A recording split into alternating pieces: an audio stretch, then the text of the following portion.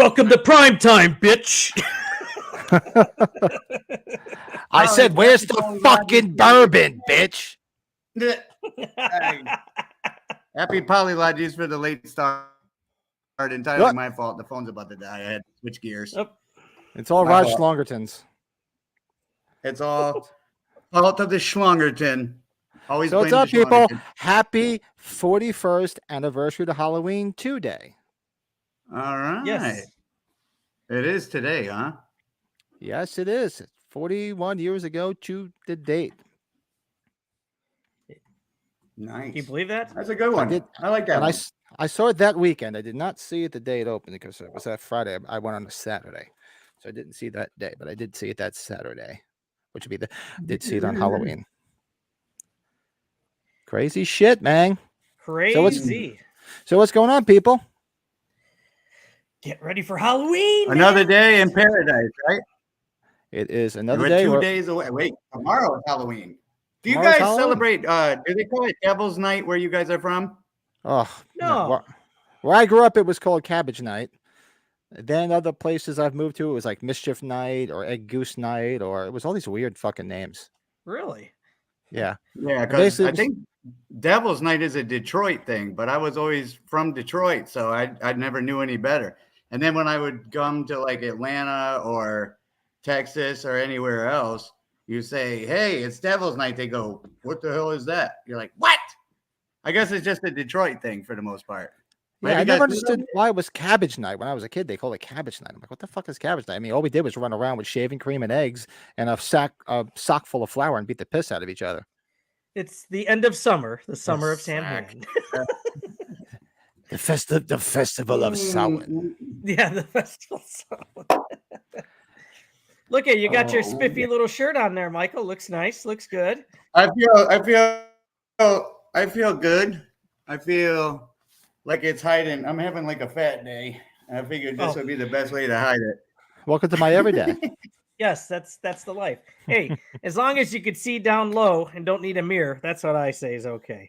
Man, not to get too feminine here, gang, but ever since I started drinking, I put on like 13 pounds, and I haven't done anything different except drinking. I think that's it, dudes. That would do it. That's it. That'll do it. Yeah. It's like, and they say, "Oh, it's just as bad as soda." I'm like, and then when you put that in context, you're sitting there thinking, "Oh my God, could you imagine drinking 12 to 15 sodas a day? You would know better." That would be worse than beer, I think, in that situation. The sugar content, just my opinion. But not. I'm glad to hear that. I'd hate to think that I'm pounding like 15 squirts. Fucking squirt. You'd be getting some fun ulcers there, wouldn't you? No, And that sounded so wrong when you said 15. tell you, I'm it's pounding different, 15 okay. squirts. Oh, yeah, straight out of context. Yes. I'm like, yeah, I think I've seen 15 squirts. I think I've seen that movie. I think I rented it years ago. Nice. So I've the seen Schlongerton is excited here. I'll tell you, I was on the fence with our conversation, our context of what we're doing today with the top 5 best and worst characters. It was a little bit rough for me to come up with. Did you guys have an easy time with that one? No, it wasn't easy. No, but you know what? Here, what's the context? You're like, I put my favorites in there, but I also put the ones that I don't like. See, it's you kind of intermingled that a little bit, your preferences. That's how I did it. And plus, do you like Dr. Right. Loomis from Halloween 2 or do you like Dr. Loomis from Halloween 1? So I kind of just made an overall of a character. Yeah, exactly. I didn't like specify, okay, I like so-and-so from this film. If they were in multiple films, it was just their character in general. Right. Okay. Well, exciting either way. There's been a lot of people coming into the horror shop this weekend. So a lot of them, I had one couple come in from Dallas and said that they came down to come to that shop, which is about 4.5 hour drive. So that's flattering. But the name's Philip and Sharon. And they said they watch the podcast every week. And then they were telling me stuff that was awesome. true. And it's like, oh shit, there's people actually paying attention. Now I'm all nervous. I didn't know anyone was actually watching. Now you have to ask the question. It's like, you're actually watching us. Now you have to beg the question of, what's wrong with you? When do you turn it off? Yeah. This is like a car wreck that you just have to pass by and be like, What the fuck? Do you have to was slow that? down and look at it? Ooh, they're going to tell me what's new in the stores or what we've seen or what they've bought. I wouldn't be surprised. Yes. Oh, very jackasses. exciting. Oh, and look at and your buddy's right here in the chat. Hey, there's Philip right there. He was hesitant about commenting because he's like, maybe you guys would like call him out or something like Nah, that. we He don't didn't know bite. how we were going to respond. No. with attention We or don't some bite. shit. Michael might No. bite, but we don't bite. All those clever nicknames there, Philip, when you see us talking to Dick Heed and we call him Dickhead, it's not us. That's my brother. I know That's that. his brother. mess. Yeah. That's his brother. Yeah. So- and Buddy's brother. Your brother popped in too, My right? brother popped in too, and he was going to try to pop in again. He doesn't ever want to be on camera. I'm like, oh damn, it'd be fun to have you on to hear some shit. I would have Older my brother younger on. brother, you say? I would have my brother on, What?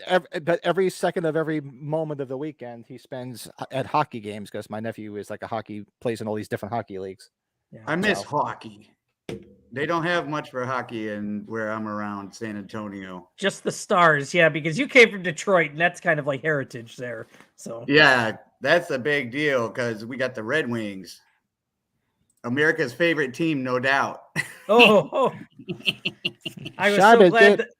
There you go. Get out of your shell, man. Chat away. See, Mike, I don't remember when you got out of Detroit, but them and the Hawks got out of each other's conferences. They're in separate conferences now, so they don't face each other all the time. like Oh, they no used to. shit.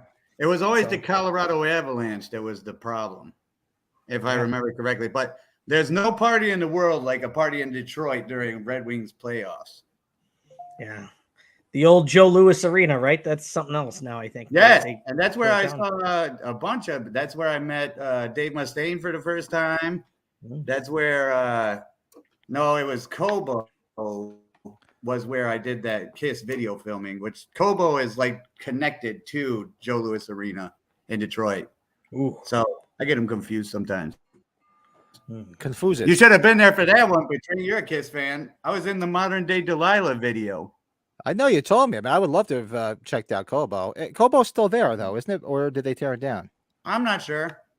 I know I'm not sure, to be they- honest with you. I thought they were tearing it down or they were redoing it or something. Because I remember Kiss made a big deal about doing like a final concert there. Mm-hmm. Yep. But I would love That to. was I'd it. love to have been That's there. where they did the filming that weekend. So fun shit. And Michael, So you Halloween, right, gang? yes, indeed. And a side note, you sent Patrick and I a video of your shop, what you had done. Very Oh, yes. solid, very nice new things that you changed it up. A little bit of moving around. Looked solid, Federal man. getting a little bit wacky around here, so I got sick of snubbing everybody with the what's new at Megas Hey and Pinball. So now I got it proactively recorded so that we could throw it up with any luck. Is that gonna work out like that, Patring? Yeah, let's get into it. Let's see what's new at Michael's Horror and Pinball.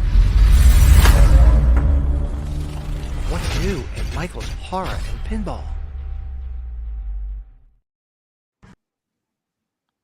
Well, what's new Why isn't it- at Michael's Horror and Pinball? What's new at Michael's Horror and Pinball? Thank you for that beautiful introduction, Mr. Patring. I figured I wanted to show people because I haven't been here in a while, so I wanted everybody to see kind of like the new layout. But let's just A tour of Michael's Horror and Pinball. Dun dun dun. Nah, nah, nah. We did some rearranging. We got some new stuff, new statues. I've unearthed some new stuff. Just trying to keep it nice and fresh. Nice and fresh. Let's have a look around. Of course, we got the Wall of Fame. You'll notice we got Halloween Kills, and then another Halloween Kills. There's one of Halloween Ends that was on eBay, and I couldn't bring myself to get it because I don't want it. But anyways, that's missing because Skeet Ulrich is signing that at the Comic-Con this weekend, and I have a friend out there because I had to come work. This is missing my Friday the 13th Part 6 poster because I had a different convention this weekend. Tom Matthews from Friday the 13th Part 6 will be there. So let's keep looking around. a nice trick or treat studios section. Now, my personal favorite thing that's new at Michael's Hut in Pinball, I'll show you. Wah, wah, wah. Got another Guns N' Roses pinball machine. Done with the place. Let's see. See how friendly it is? It just compliments me every time I walk by it. But, so I'm very excited about that. Actually, I almost beat that motherfucker today. I was one song away, and I got halfway through it. We got some masks set up, got some comic book action.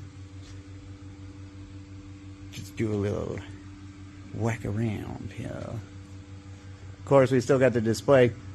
It's kind of open in here intentionally because we have the wedding coming up in a couple weeks on the 11th of November.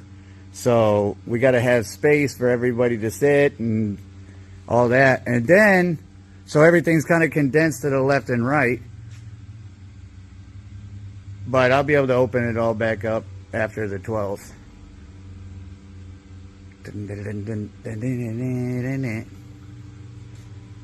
Get some costume action.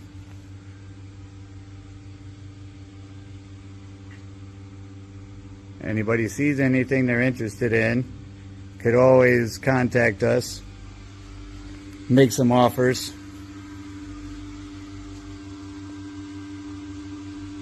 We got a nice VHS collection, all Halloween. Old dog is missing. My poster with over 120 signatures on it, because it is also with a friend of mine at the Comic-Con right now, getting signed by the great Anthony Michael Hall. And they asked, did you want him to say anything on it? Any quotes? Was like, evil dies tonight? I said, nope. Please no. Please just do his character name and a signature. We don't need evil dies tonight written on that beautiful poster. How you do there, love?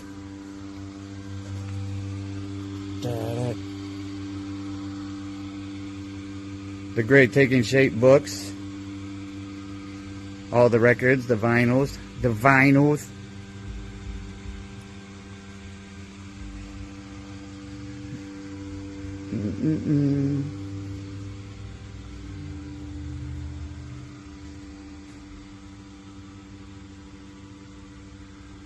Some stuff is stocked away, but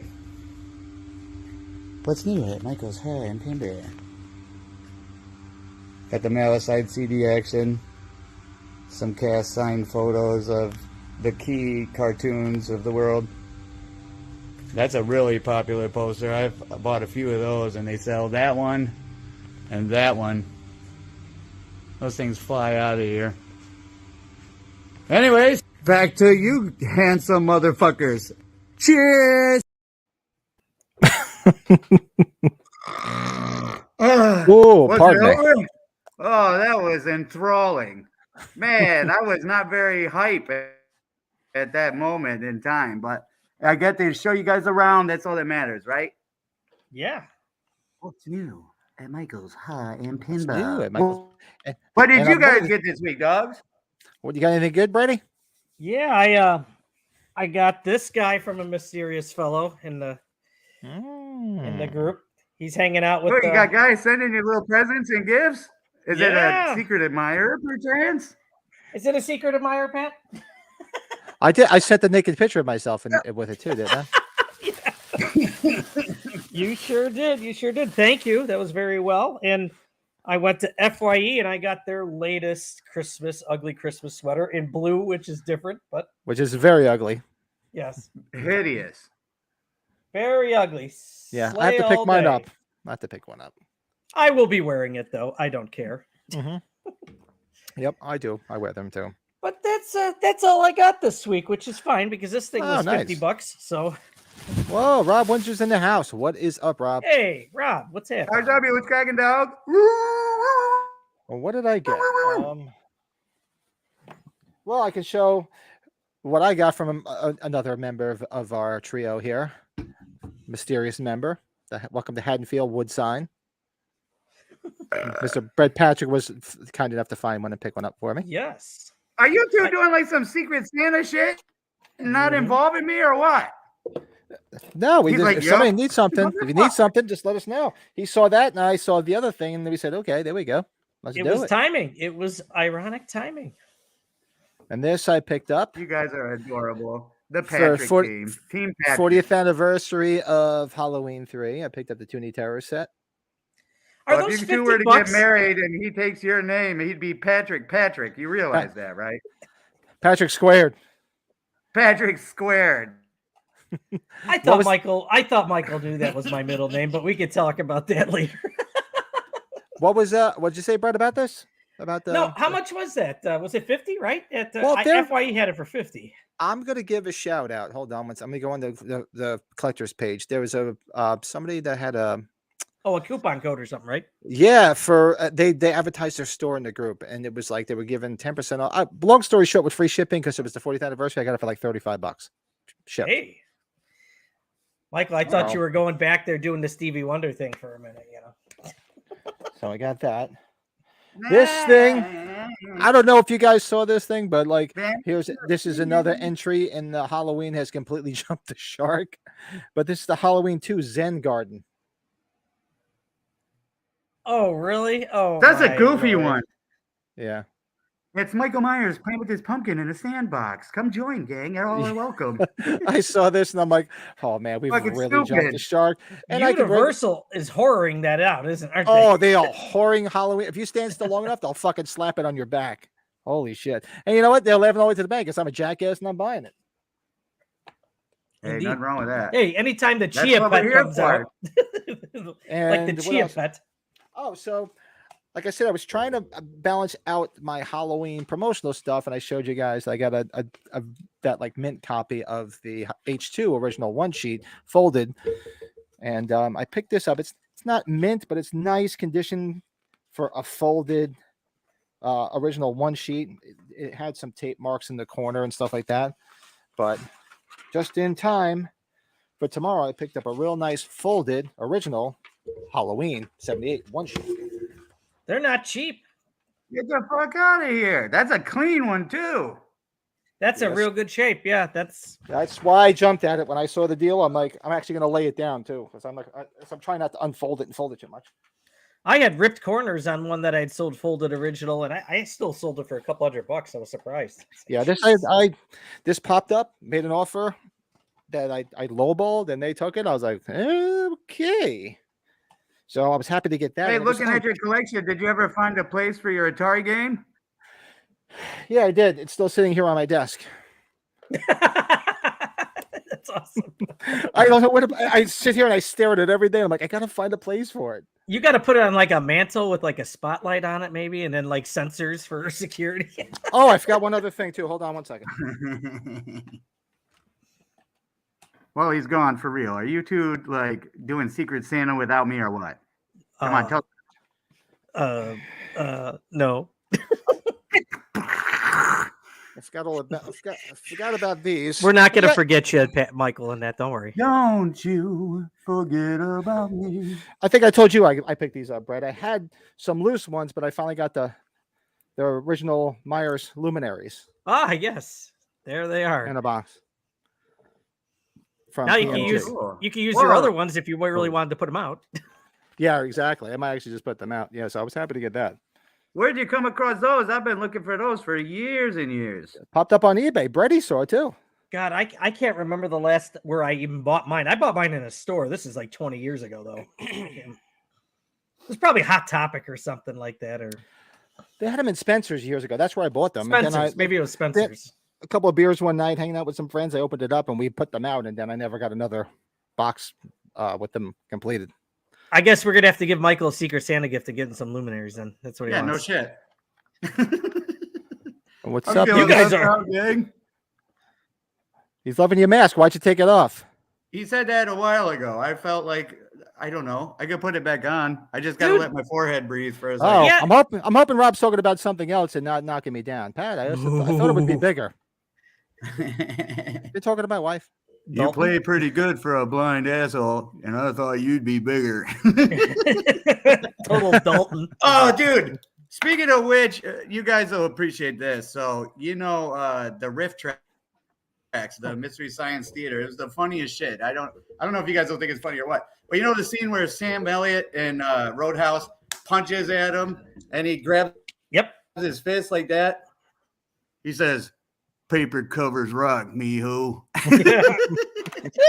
You'd had to see it, I guess. It was the Zen Garden. That was, oh God, what company was that put the Zen Garden out? I'll look it up, Rob, but I can send it to you. I always got a kick out of, you son of a bitch. What am I supposed to do? There's always Barber College. Total Terry Funk. So that is the new stuff. It's always one of those things where I'm like, it's gonna be a slow week. I'm not getting stuff in, and then all of a sudden shit just comes in. I'm like, I forgot about that. Forgot about that. Mm-hmm. But we're celebrating 44 years of Halloween as of this past week. 44 years, and I think a year from now we'll hopefully all be together with whenever the convention, 45th. whatever weekend it is. Yeah, it'd be good. Whenever Sean Clark announces the 45th, we're all going to be there, and we'll be have a lot of cool footage from that. And if it's thank God for you a guys, long weekend, we'll do it from there. On the 45th anniversary, I was able to get somewhat of the VIP. I just wasn't able to get all of it with the early screening of the 2018 movie. And I was sitting there thinking, well, I didn't get it because I didn't catch it in time. And then I started thinking, how am I going to make sure I don't miss out on all the packages? This next year. And then I realized I got you guys. And Michael, there's only going to probably be there's probably only going to be like one VIP version. So if there's more than one, I'd be surprised. So, well, even still, I got you guys. Keep me in the loop. When life gets a little busy, it's good to have pals like the Patricks. The Patricks, I like that. He likes. It's Zen Garden. Rob, I'm right there with you. Like when I saw this thing advertised, I thought it was going to be a bigger set than this too. It's basically like a bar of soap box. When you buy a bar of soap, that's what. And it came. I'm like, that's it. It looks like a deck of cards or like the Fright Rags box. Seriously, I guarantee they put it in like a box of soap, like a soap. Wait, like that's the sandbox thing. The garden is in that little tiny box. Yeah, that's how small it is. Yeah, shit box. I thought it was gonna be bigger too. I thought it was gonna be like like this big or something like that. But I was like, that's it. All right, they're laughing because I'm the jackass that bought it. So what am I gonna say? Bigger. How much did those list for? Bueller. This was it like $20 or something like that? It wasn't so bad. Oh, okay, that's something like that. Yeah, it wasn't crazy. It's a stocking stuff for sure for Christmas. Basically, it's what it is. Yeah, I don't. If they're not even around anymore. That would have been smart of them to put them out, at the end of November. And like you said, these would have been great stocking stuffers for collectors. Rob says, "Where's the rest of the garden?" Yeah, really. Look at Phillips going out there too. Look, we're gonna have quite a crowd of people out there next year. Hopefully. Yes. Yeah, we might be signing our own autographs. Just kidding. Oh, you never know, but my friends, you never know. We'll see what. Oh, happens. Rob, you did get one. Oh, you got one too. Okay, good. Rob did get one. Yeah. I was like, I saw this small box come in the mail, and I'm like, what is this? What did I order? Because you tend to forget shit, and then open it up, and I'm like, I feel like saying, you sent me the wrong size. We always say hello to Rob. He's always on our Halloween Daily News, Michael Myers Mondays too. So, yeah, and I was thinking about that last night, but tomorrow night, if I remember correctly from last week, he's not doing one tomorrow night.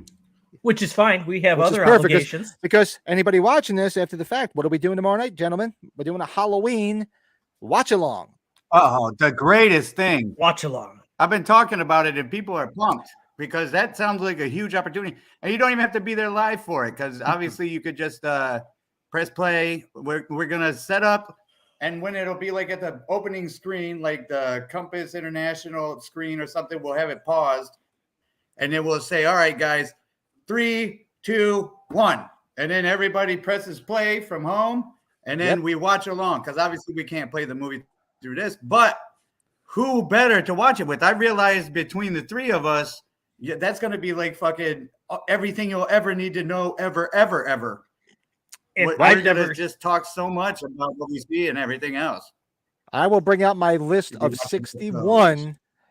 I'll bring out my list of, I think, what was it, 61 different things that when we way back our one podcast where we picked out 61 different things in the movie, like either whether inconsistencies or like movie gaffes or bloopers or whatever. So we're going to go right down the whole line. And if people, by all means, they tune in and we don't mention anything, tell us. Maybe we missed something. Throw it in the comments. And if you, I mean, we'll and this isn't a knock point on out the Halloween. very It's our favorite moment. movie. It's not a knock. It's just I think that is awesome to be able look to at find ET stuff. It's here. like it's like a detective thing. It's cool as hell. What a happy accident. Ein Minuten bitte. But we'll point out the very moment where you can see the munchkin hanging himself in the forest in the background. Oh, or and any of Michael, the trees. do you want to tell everybody that's either watching live or after the fact the generous giveaway from Michael's Horror and Pinball for the 100th subscriber, the new 100th subscriber we talked about the other day? Do you remember I that? love that. Now, if you could, I would much prefer you announce what it is. Due to the fact that I was pretty intoxicated during that conversation and I don't remember. So this is your opportunity, Patring, to just say whatever you want me to give away, and I'll just be like, "Oh shit! I said I was going to give that away. Shit." No, in that case, I would say, I'm well, game. I want to hear. In that case, I'd be like, do you remember when you said you were going to send me this stuff for free? Do you remember? No, it's like, so long story short, courtesy of Michael's Horror and Pinball, we're going to do a raffle, not necessarily a raffle, a contest. We're going to watch the new subscribers on Michael's Horror and Pinball YouTube channel, and the 100th new subscriber as of today will win a brand new Halloween Ends mask, courtesy of Michael's Horror and Pinball. Hey. And you know what it costs for you to join? Nothing other than clicking subscribe.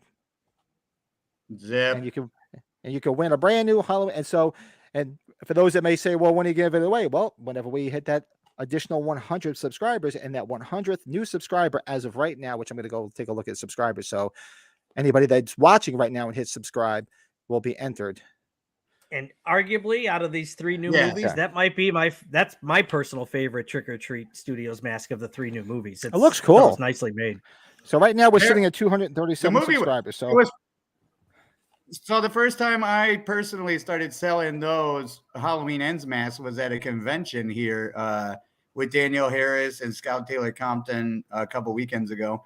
And it was the funniest shit because people would come up and they'd say, "Hey, did you see the new movie?" And I'd be like, first thing I got to find out is, did you? Because I don't want to be that guy. You know what I mean? But they say, yeah, I saw it. And I go, it was a fucking dumpster fire. And they go, I know. What the fuck was with the 21-year-old beating him up? And I'd go, I know. What the fuck was with this and that? But this is stupid. He looked into his eyes and they had a moment. It was the stupidest shit I've ever seen. And then they go, oh, that's cool as hell. I'll take one of those Halloween Ends masks. So, you know what I love when people talk about a movie that's a dump. When they talk about a movie that's a dumpster fire, my favorite thing is the gif of the dumpster with the fire and it's just rolling. Yep. They're like, you just show that. I'm like, I don't know why, but it makes me laugh. I have no fucking. I got a kick out of with Corey and Mike with Michael's face on the back instead of Allison's. For some reason, I just thought it was funny. Did you see that? You know that trend that they got Spirit Halloween costumes that are like fake or whatever? Yeah. They had the one that said Halloween Ends background characters, and it was a costume of Michael Myers and Laurie Strode. Oh, there's actually there's what do you call it? The Tom Atkins one I showed you guys, I thought, or Pat, I probably showed you that one. I didn't know if Michael would care about the Tom Atkins. You one. could admit there's a thing that you log on it. I'm looking for it, and you could actually the stepdad or the dad from Creep Show. I'm very sorry. I shouldn't have said that. I should message it to you later. It's funny. Mustache, case of beer, your mom's phone number. What else did it say? Yes, that's what it said. It said like no parental responsibilities included or something like that. Here, you know what? Big Rob's got a dumpster fire nightlight. Oh, that's awesome. So I that did, so here so if you go on and Google the Spirit Halloween whatever thing, I did it, and there's like a little program, and you can make your own. So I actually made one for myself. Let's see. Oh my Why isn't it god. sharing? Wait a minute. What are we talking about? What you made a what? I made my own count. That's awesome. That Halloween movie's right Oh there. man! I don't know why I find that funny, but that's awesome. Kit contains one Halloween T-shirt, one black pair of black shorts, one Welcome to Haddonfield hat, one pair of black sneakers. Does not include Michael Myers cutout.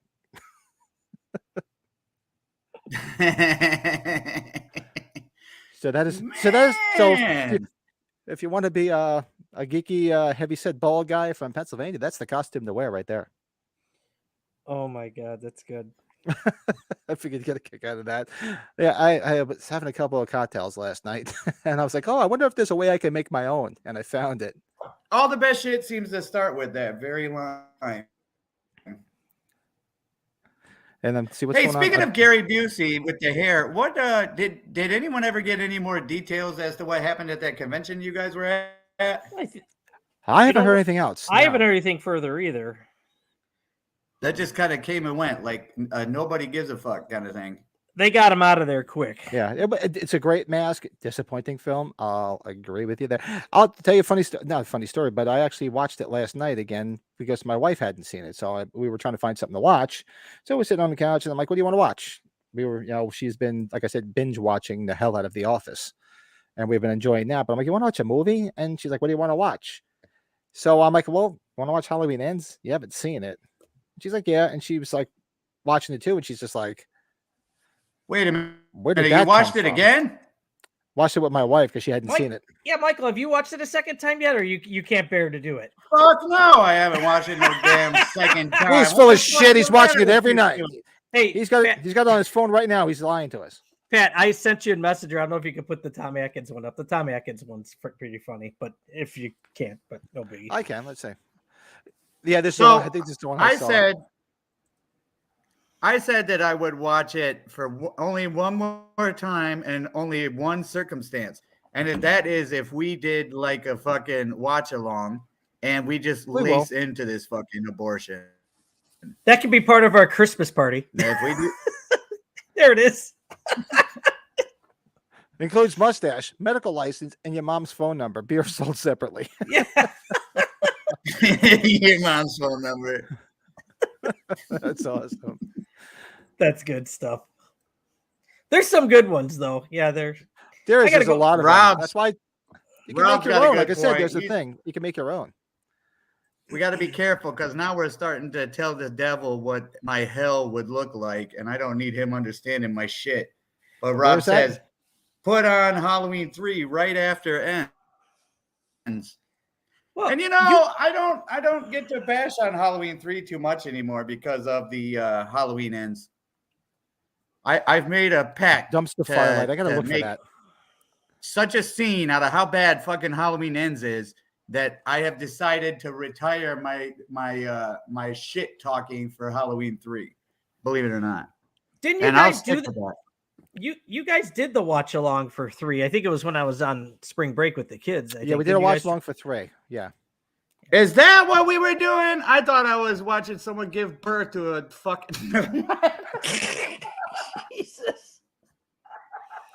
All right, I still love me my Halloween 3. I almost said like 3 fucking words that would have gotten us kicked off of YouTube forever. So fucking like ignore me. Let's just let you guys fill in the blanks on that one.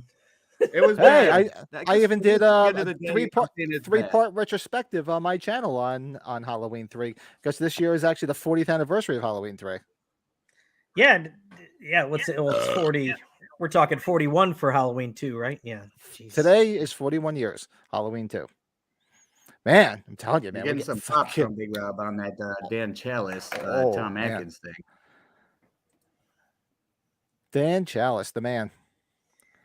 Where do you want to sleep, Dr. Chalice?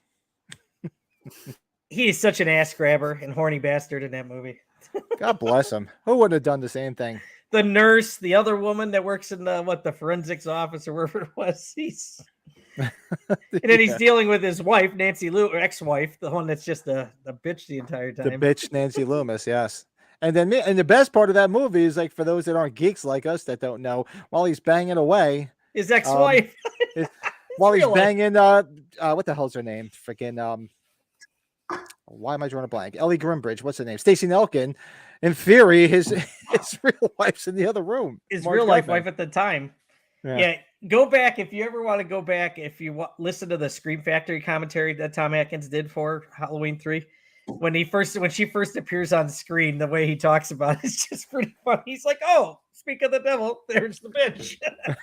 Oh, did he say that? Oh, okay, he said something like that. It was something in that vein. You got to go back and watch it. I gotta go back. Yeah, that's funny as hell. Whoever was moderating Thanks, the Rob. commentary just starts laughing his ass off. But so tonight we got some good stuff. We're gonna celebrate 44 years of Halloween. Do some little Halloween discussion. Maybe talk about when the first time you saw Halloween, what it means to you. What's some of your favorite Halloween stuff specifically, related to the first Halloween movie. We're gonna do our top 5 best and worst characters in the Halloween franchise, and we're gonna do a movie review of Nightmare on Elm Street 3. The Dream Warriors. Don't wanna dream no more, motherfucker. Uh-oh, here comes the Dokken. Here we go. Hey, could you imagine naming your band Dokken, and then all of a sudden Hustler magazine tells the definition of what docking is? Do you know what docking is? I don't think I do. Do you know I what don't. docking I don't. is? No, I hate to sound ignorant, All but right, no, I do not. cover Tell your me. ears, children. Hey, this is a moment that'll probably get edited out in the end. But here you go. So docking is when two men, who neither of which are circumcised, put the fold of their excess skin on top of the other one, and it's supposed to cause this like suction effect like this. Ladies and gentlemen, they call that docking. So now you know. So now that that's said, could you imagine naming your band something like that, and then they make that what it means? I will never look at my Dokken CDs the same again. It gives a new meaning to the word Dream Warriors, doesn't it? Again? Every time I look at my CDs back here, I'm going to see 2 penises button heads. And who comes up with this? I just True want to know story. one thing. Side that note, note, who comes up with this stuff? I need a drink after that. Oh, That's who comes up with this stuff? I have no clue. wow. Hey, Michael, Yeah, didn't you want to do That's your why there's favorites? alcohol. Didn't we talk? I thought I saw it on the topics. You wanted to do the 5 songs, even though we did a little bit of it last week. Didn't Michael want to do his 5 songs? Did I see Yeah, that? by all on means, the if you want to, schedule? because Michael missed most of the podcast. Like, if you want to go down, run down them by all means. We had it on the sure. synopsis on there. So All right. So for those wondering, my top 5 songs in horror movies. Number 5, Don't Fear the Reaper in the original Halloween movie. Right? That was my number Obviously one. a classic. Was that on y'all's list? number one. That was Your number one? Oh, Those are hell number yeah. ones. You know, the Halloween pinball machine is bad to the bone. There's a section in there when after you've played 3 of these side games, the 4th one automatically opens up something called oh man, I forget what it's called. But it plays Don't Fear the Reaper all loud and proud. It's the coolest fucking thing. And Holy you're sitting shit, there they put listening that in going, I wish I would have wrote a song like that. That thing is it's got to be like 40 years old. 40, no? That's got to be closer to 50 years old, isn't it? 40. It's 46 years old. 1976. And that song probably got even bigger with the more cowbell from SNL. That really pushed it probably too. Could you imagine writing that song like that? That thing rocks tits. But anyway, so definitely Don't Fear the Reaper. Had to be on the list. Number 4. And I put God of Thunder by Kiss in the beginning of Rob Zombie's Halloween. Rob Zombies. We That's why talked about I was that. we talked about it. I was in the theater. I'm like, wow, when it opened up with God of Thunder, I'm like, this is going to be great. Then all of a sudden I was just like, It's going to be a fucking badass movie. Did you think it disappointed? Be honest. I didn't care much for the beginning. The rest of it I enjoyed. The whole trailer park trashy So thing. when he became an adult, kind of? Yeah, I think the little bit of the trailer park stuff was a bit much, but I still could have done the without concept that, of it was yeah. good though. The But music, the rest of it was What do you good. mean? he doesn't mess Forsyth around was with the his best part of soundtrack. that whole damn movie. William Forsythe You is his Dude, favorite I'm person. gonna in be that. late. You imagine if Rob Zombie That is some messed up? serious faggoty ass shit. There would be some problems if Rob Zombie messed up the soundtracks to his movies for being a musician. Just That's my one thing train that of thought. I'll give He that. never does that. No, he's Well, got you he do, always and has then a good you saw- soundtrack. Then you saw Dave Ferris, little Michael Myers in a Halloween or a Kiss Destroyer shirt. I knew right then and there this was going to be a badass movie. And then it brings out Malcolm McDowell as Dr. Loomis. I mean, where does this movie go wrong? You guys are going to have to educate me on that because that's a fucking classic the way I'm seeing it. His hair sucked at the beginning.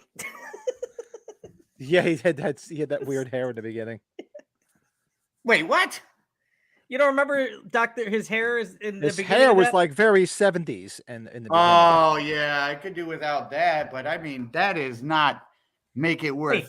trash talking or anything like that. And Michael at that age gets that the kid from Spy Kids pretty good though. He gets him pretty Oh, good. he kicks his ass. He just beats the shit out of him. Beats the death out of him. Yeah. All right, well, what's the rest of yours? Otherwise, we're Yeah, gonna go off on a whole Rob Zombie tangent. Yeah, yes. And then Oh, we can Dad, if turn you this got- into a Rob Zombie Halloween discussion all day long because I defend that movie. That's a good ass movie. I don't know what people are thinking when they talk shit about it. So what you had? And then number 3 was the great, in honor of Dokken, Dream Warriors. there as of tonight. That's what we'll be doing. Absolutely. And Dickhead's in the house, and he's agreeing. That's In right. the house. He might be That's- Rob Zombie's biggest fan, by the way, both really? physically and metaphorically. And then number 2, where did my shit go? Oh, there it you goes. lost your shit. Oh, the great Alice Cooper. Friday 13th Part 6, Man Behind the Mask. Man behind the mask, baby. That's right. You're with your baby, and you're parked alone on a summer night. Oh, man, you can't fucking beat that song, dudes. That is a jam. Tell me I'm wrong. No, you can't. You can't. No. And no then argument. number one, Yeah, which the we great already fast know. way. Exactly. Trick or treat. Say everything's all right. Fucking trick or treat, baby. Ow! Trick or treat, baby. I hope Very everybody- underrated band. Last time I heard, people had to turn it down when I got in my tangents and when the Halloween Ends shit came out. So I'm sure they'll have to turn that down pretty good. All right. Ow! Yeah, that's got to be loud, no doubt. My bad. You like- I apologize to you. And You like speaking dolphin. Did we tell Michael ours? Should we just run He's down up on the ours really side, quick or no? And What you was could that, quote Freddie? him. Oh. Should we run down our songs for Michael again really quick, or are you not worried about it? No, because we already did it. So yeah, No, we please did it do. all together. Please do. If you got them in front of you, please do. I'll 'cause just I would run like to down. comment. Go ahead. If you have yours in front, go. Just Yeah, go I'll just 5. do really quick. Number 5, Cemetery Gates by Pantera from Demon Knight. Number 4, Brother Kane and Fool Shine On from Halloween 6. Number 3, That no song more, crossed my mind. That song No- crossed my mind a lot. no more Mr. Nice Guy. Shocker. So did that. Bless you. Love Hurts by Nazareth from Rob Zombie's Halloween. And then Don't Fear the Reaper. Louis Stickle. So it sounds like Rob Zombie's Halloween. Dude, man, bro, man, whether you like his directing or not, can pick a kick-ass fucking soundtrack, eh? Oh no, he yes. definitely does. Now I'll run down mine. My number 5 is Freebird in Devil's Rejects. I totally forgot that one. Number 4, Mr. Sandman, Halloween 2, The Chordettes, and you could also say H2O. Number 3, Hip to Be Square, American Psycho. Yeah. Number 2, No More Mr. Nice Guy from Shocker. And of course, number 1, Don't Fear the Reaper. And I could transition that into our Halloween talk because the reason Blue Oyster Cult's one of my favorite bands of all time is because when I saw Halloween back in 1980, I heard Don't Fear the Reaper. And I was like, wow, I really like this song. And that's when I found out it was Blue Oyster Cult. I bought their albums, and I've been a fan for 40 some odd years, seen them probably 20 times or so. So that's, people always say, like, oh, you're a big Blue Oyster Cult fan. I said, yeah. I said, it stemmed right from Halloween. And that song is such a Starts smash. right from there. A lot of people younger well, not younger, but in the younger era, think that they were like a fucking one-hit wonder because that was such a No. smash. Blue Oyster Cult has a ton of jam. Oh, Fucking Godzilla, Burning for man. You, Godzilla, for Christ's sake. Seriously, They're a good Go ass back band. if you go back and listen to what the hell? Oh, Blue Oyster I'm Cult. drawing a whole fucking blank on it now. It's Blue Oyster Cult. This 1976 album that Don't Fear the Reaper came out on was Agents of Fortune. Go back and listen to Agents of Fortune. There's Good not album. a bad song on that fucking album, man. You know, Blue Oyster Don't Fear the Reaper is not even the best song on it. Go back and listen to it. Get the- There's some other ones. Really, I There's- think more people caught on to it because of that Saturday Night Live skit with Christopher Right. Walken. Just my opinion. Just that Oh, whole more big time. cowbell.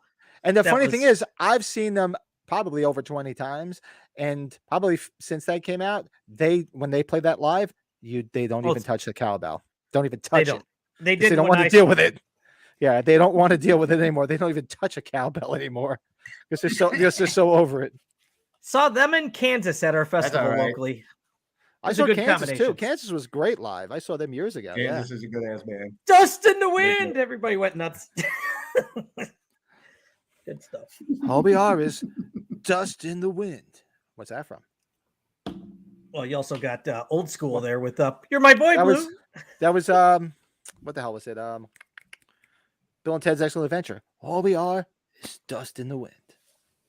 They had a kick-ass song in that soundtrack. God gave rock and rock roll and to roll you. Kiss. Yes. Yes, God gave rock and roll to you. Well, that was Bill and Ted's Bogus Journey. You know, throw some. Oh, I was right. Yeah, sorry, my bad. The Throw- sequel. Throw some Nights in White Satin by the Moody Blues from H2. How about that? That's a good one too. Great song, but Nights in Yep. White Satin. I remember Overplayed. just sitting in the theater watching that. I'm like, why the hell is fucking Moody Blues on constantly? It must be something up. It's got to be a dream. There are Weird. so So I many did want to songs. ask you that. This is Halloween related. What happened? What was that scene supposed to be? Was it a dream sequence? It was a dream sequence. Yeah, it's a dream sequence. Yeah. How come they didn't reference it being a dream? You're supposed to just know that then. No, she woke up screaming. You remember? And they were in the house.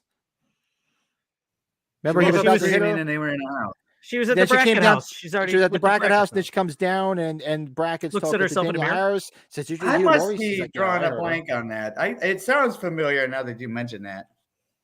My bad. No problem. So what do we got here? Just jump. Oh, yep. Rob's got good taste. Blue Occult Rules. Absolutely. Yeah.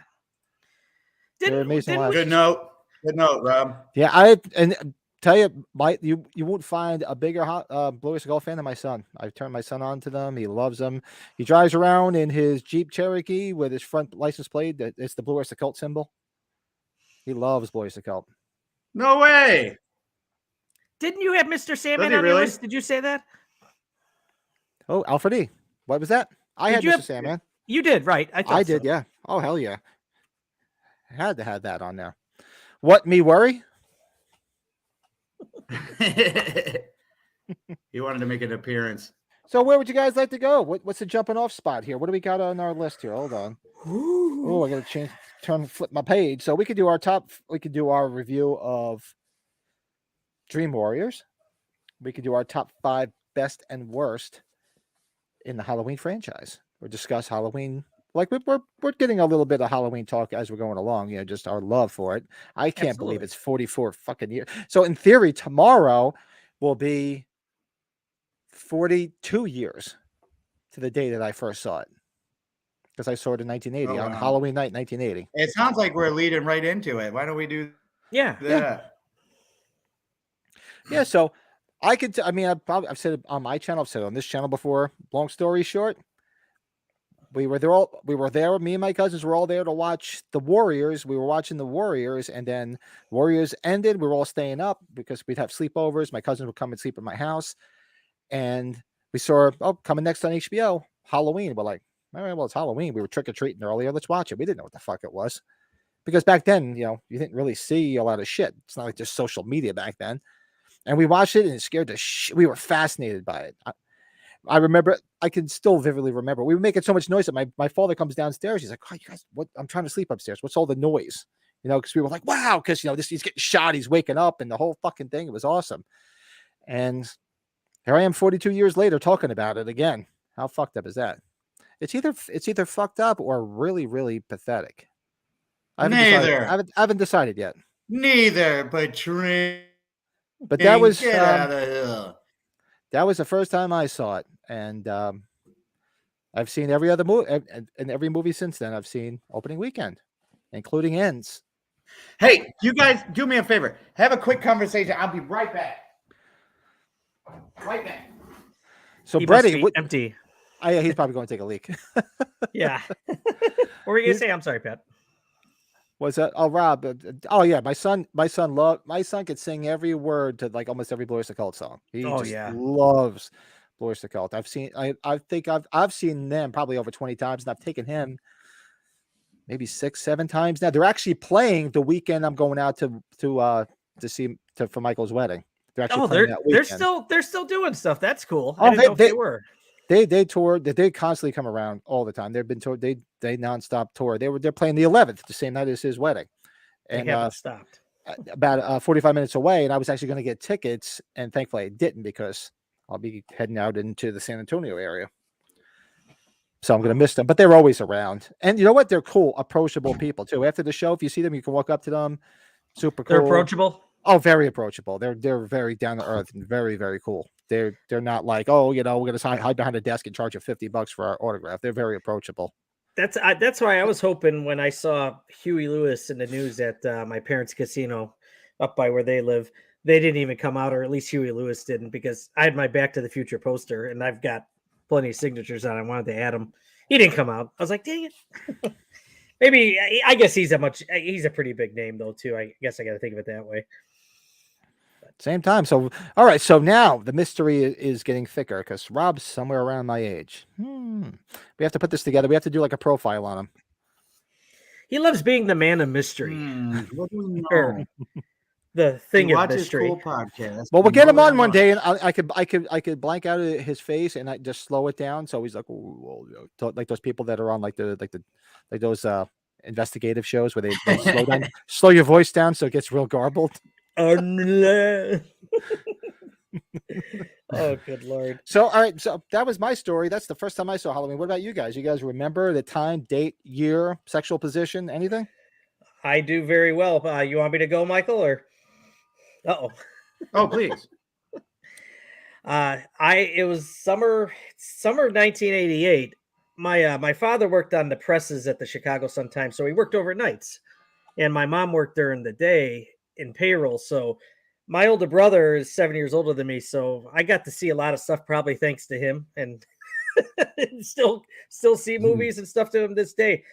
He was watching the original Halloween with one of his friends in the summer of 1988, and I happened to walk in. He had it on VHS in his room. It was right at the spot where he pops up right behind Laurie Strode towards the end.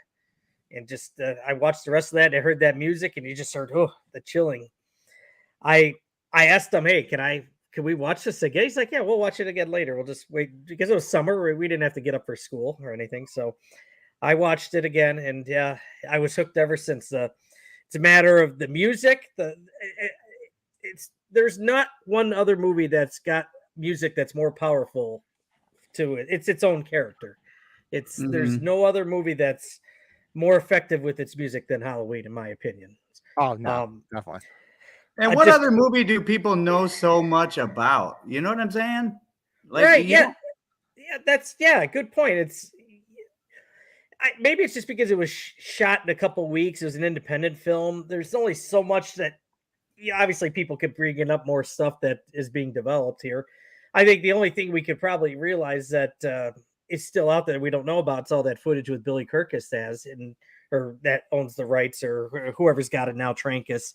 Whenever that stuff comes out, I think it'd be really cool to see. God knows when we'll ever see it. That's the thing. Like I said, I do have a mutual friend of his that I'm gonna reach out to and see if I can get him to come on and talk to us about some of that stuff. But going back to, because Michael, I know how much you like Halloween 4. It was only like a month or so later.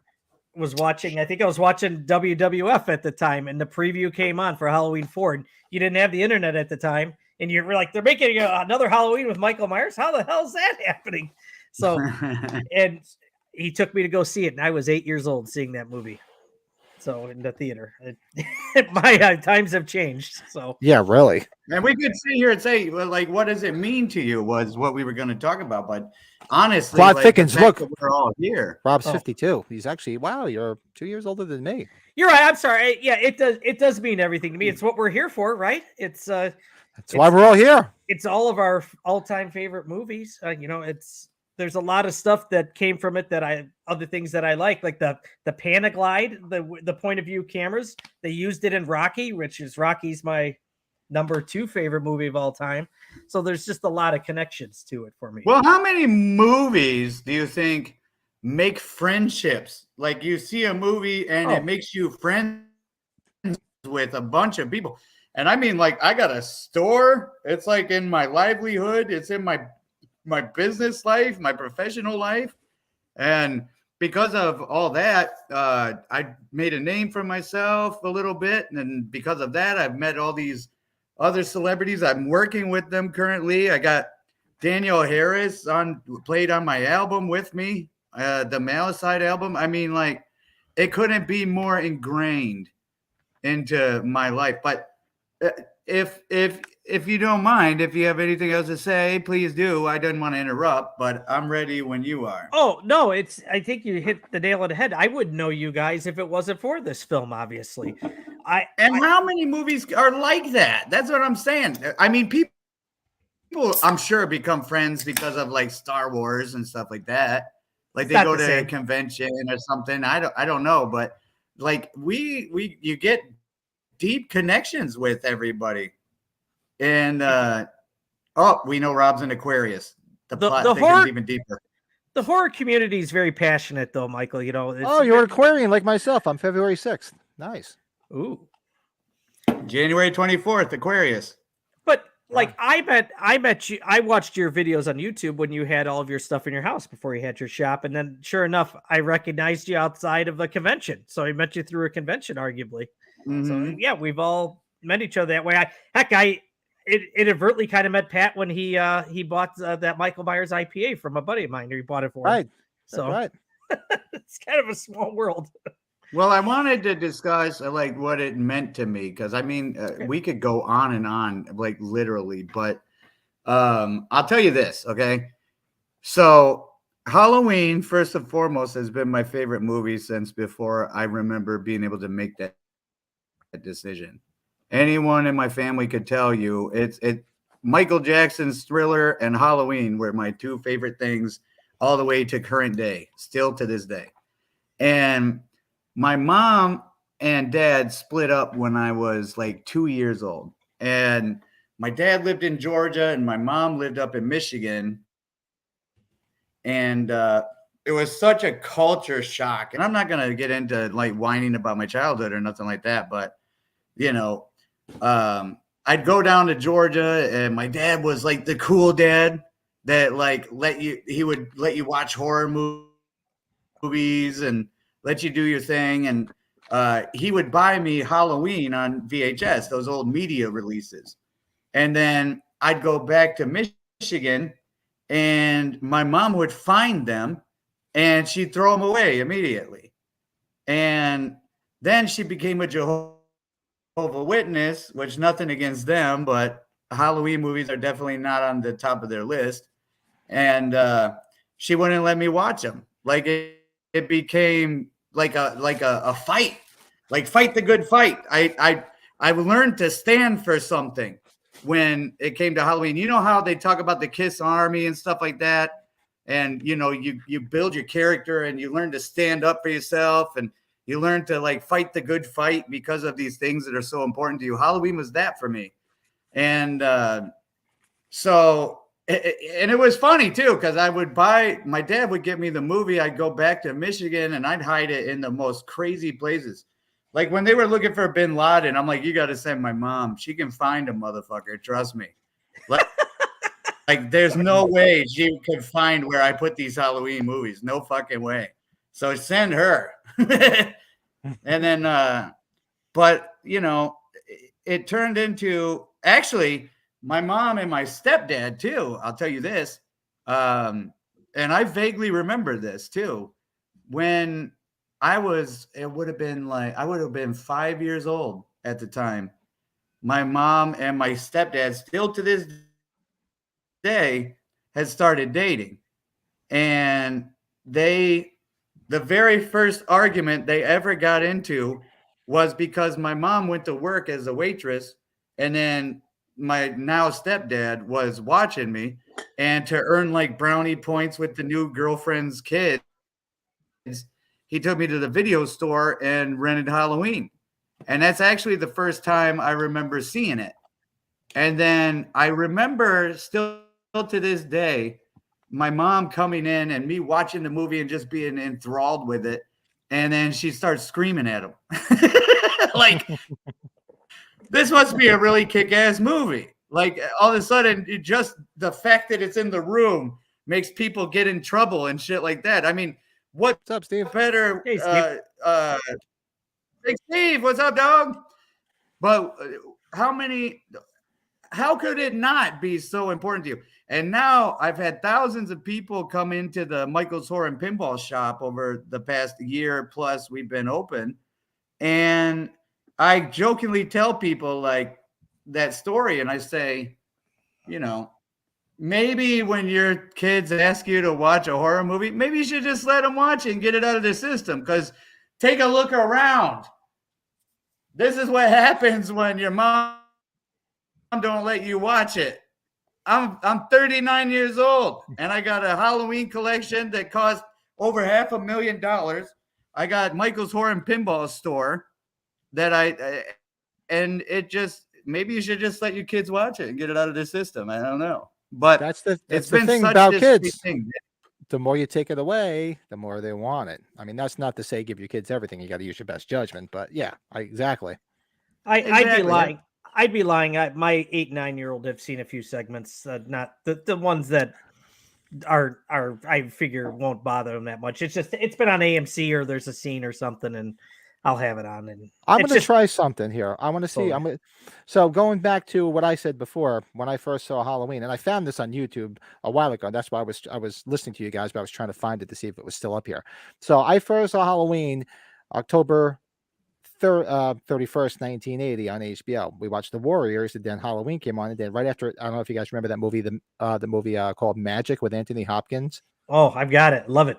Great fucking movie. If you never saw it, and Margaret Tatas. And Margaret Tatas, yes. But there's no a guy way from Grumpy Old Man. Yeah, she doesn't really like to say that she was in that movie, I think, because of that. But sorry, Patrick. So I found Hold on. this guy. He's got some. If you look on YouTube, you could find like old like intros and old like TV commercials. So I was looking it up one night, having a couple of beers, getting nostalgic, and this person you can hear the Halloween music playing out like the end of the credits, and they show, and it's the bumper, it's the intro for Magic from that night. So I actually reached out to the guy, and because he put he buys and trades old shows, like he doesn't sell them. And I reached out to him and said, look, I would love to get my hands on that original broadcast. That's the first time I saw Halloween with all the bumpers and everything in it from the beginning to the end. So I don't know if you can hear the sound on this. Let me see. If not, I could download it.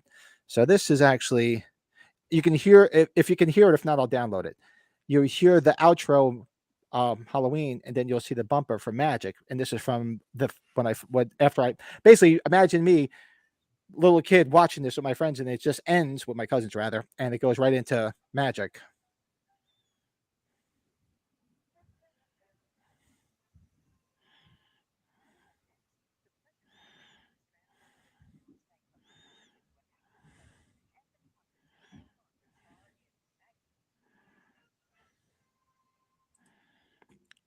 Were you able to hear it?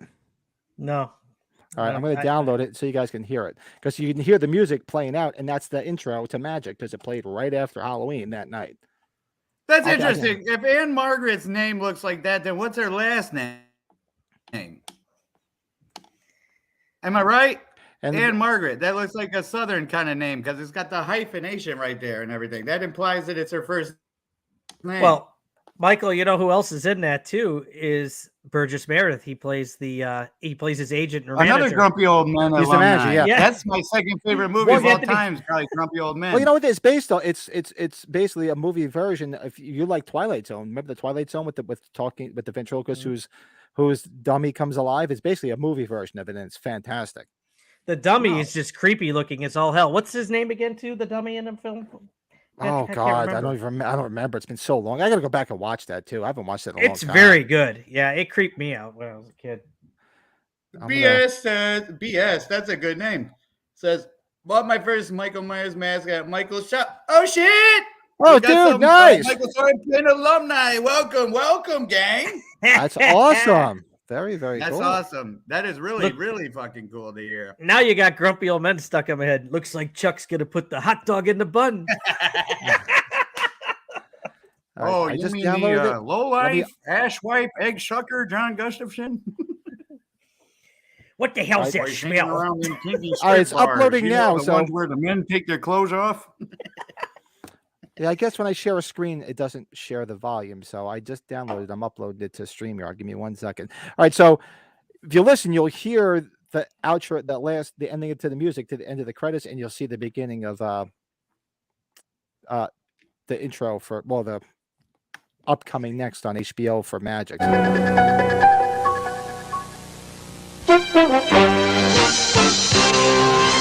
Coming up next, the pressures of show business transform a ventriloquist nightclub performance into an act of terror. Anthony Hopkins and Anne Margaret star in Magic. Heard it. Isn't that cool? Yeah. And I reached out to the guy, and whoever you are, fuck you, you're an asshole. Didn't even respond to me because I was like, dude, I will buy this. Because if he had it recorded with the beginning and the end, that's the first time I saw it. I would love to have the coming up next, Halloween and the whole movie, because that's the first time I saw it. But bastard never got back to me. So suck a dick. Pardon me. Green Hornet strikes again. But I thought that was cool as hell. That it just, you hear the intro, it goes right into Magic. I wish he would have had the intro out from the Warriors and showed you the intro to Halloween. Would have been cool. That's all right. I sorry, Mike. I love the movie too. I really do. The first one especially. Second one's good too, though. But the first one's really good. Oh man, there's nothing I don't know about that movie. Like Hey, what did I nothing in miss? the world. Somebody jerking off. Did I miss something? While I was No. looking for the video. Now we're getting off You could track. That's see my that? fault. Well, That no, was- I thought I kept go, the go screen back up. and watch a few of our podcasts. You will see Michael taking us in the bathroom with him while he's peeing. Yeah, thank God there's not these other ones. These other video shows we've had. The people passing out. Yeah, it's awesome because you just hear the end of the music and it goes. That's into so that. cool. And I would love to get my hands on the beginning of it where it goes right into Halloween. But like I said, the dick never even responded to me. You know, Pat, you and I talked about this. We should get Michael's opinion on it. You don't remember how you and I were talking the other night about nice. how when we saw some of the, like at least Halloween 1 and 2, we saw the alternate footage for the first time when we saw them on TV. Yeah, Michael, we had this big conversation. Yeah. did you have that experience when you saw like the alternate footage from like Halloween 1 or 2? Did you ever catch it on TV with all the new footage and be like, Yes, oh, where to did be that come honest from? with you, it was just confusing to me Yes. because Okay, yeah. I remember the scene where Donald Pleasance is talking to the board or whatever, Right. and that new footage, and I thought it was part of all of them. And then one day, my aunt's husband, not my uncle, motherfucker, my aunt's husband gave me a VHS of Halloween, and you couldn't see PJ Souls' boobage, which was kind of wild. Like the screen was above the nips. Yeah, they just went up so you couldn't see it. Yep. Yeah, so you couldn't see that. And then they had this little blur, like darkened out when you see her corpse, and there's supposed to be a nip kind of pointing due north, but there's not. And but that scene where they say we've examined and we don't think blah blah blah, that scene, it was like a raffle to me. I didn't know whether you'd see it or not. I knew where it should appear, but I didn't know back then because I would have been like 6 or 7, and I didn't didn't know like that there's different versions and this and that. I didn't think that way. I didn't know it was either. just a lottery. Right. It was a lottery, and I didn't know what the criteria was. I didn't put two and two together that there were edited and unedited versions. But Well, I Yeah, no, I watched that was the a TV folklore. version, and I was like, "What are these extra scenes?" It freaked me out. But then I didn't see the Halloween 2 TV cut probably till I was. It was Am I in the late? mid 90s, right? I was in my late teens to early 20s when I remember coming home one night with a buzz on and putting the TV on in my bedroom, put on I think it was on USA Network. That's where they Right. usually used Up to all show it. night. Rhonda. USA. So I put USA Network on, and like I watched it like the next day. I was night. telling my friends, I'm like, man, I must have had too much to drink last night. I'm like, I was watching Halloween 2, but it wasn't the same fucking Halloween 2 that I knew, man. I was seeing all different shit. I'm like, was I that fucked up last night? Time to find out it was a different movie, pretty much. If there's anybody watching, yeah, we would be curious to see if there was anybody had that experience like we had watching these. Like it later happened with H2O for me on FX. I don't know. We didn't talk about that the other night, but What's the difference? I never saw it. What just did some they do alternate different? takes, alternate scenes on it. There's I got a bootleg VHS cut of H2O that has some alternate scenes in there. Is it on any of the releases? I I know just what? pictured you in the alley. Hey man, you got that shit? Fucking pulls out that fucking Give me the VHS tape shit. from a trench coat. Don't tell Trankus. You know, Pat, I'm gonna have homework. That's my homework. The Yeah, H2O. let me know. Well, I was telling Brett when we were talking about it. So I was talking to Brett the other night, and I had my backyard movie night set up. I had the screen, and I was watching Halloween in the yard. So as I'm chatting with him, I have it on while he's watching it from my phone because I had the screen set up in the backyard. Yeah. And I was telling him how the H2 thing, I never was able to get it. I never had my chance to tape it, and I found a guy on eBay. No, it was actually the old Myers chat room. Remember the Michael Myers .net, the chat rooms they used to have? There was a guy that he used to sell all that shit. Like one was called the Halloween 2 TV cut. Then there was the ultimate cut where he would piece all the different scenes to make it all one long movie. And I still have, actually, I don't have the videotapes anymore. I think I got rid of them, but I transferred them over to DVD. But I remember buying it because I'm like, I thought I was like delirious. I was telling Brett this. I said, I thought I had too much to drink. I'm like, I watched a different Halloween 2 than I know last night. I know I drank a lot, but that was a different fucking movie. What the hell happened? Yeah. And I was telling you a story. I was showing my friend Pat, who I got to get on here, who is not watching this because that bastard's on the Kiss Cruise right now. My buddy from kindergarten to Kiss Cruise! he's on the Kiss Cruise right now. Oh, he was so cool. he was trying to get me on there. That should sell out immediately. He was trying to get me to go. He's like, I'm getting it. I'm like, dude, I can't do it. I got so much shit going on. He's like, come on, you got to go. And I'm like, I just can do it. So yeah, he was posted today. He left for the Kiss Cruise, but I told him about it. He's like, what are you talking about? And I had that tape and I played the tape for him. He's like, dude, what the fuck? He had no idea either. Wow. Is that a Marx Brothers? That is a Marx brother.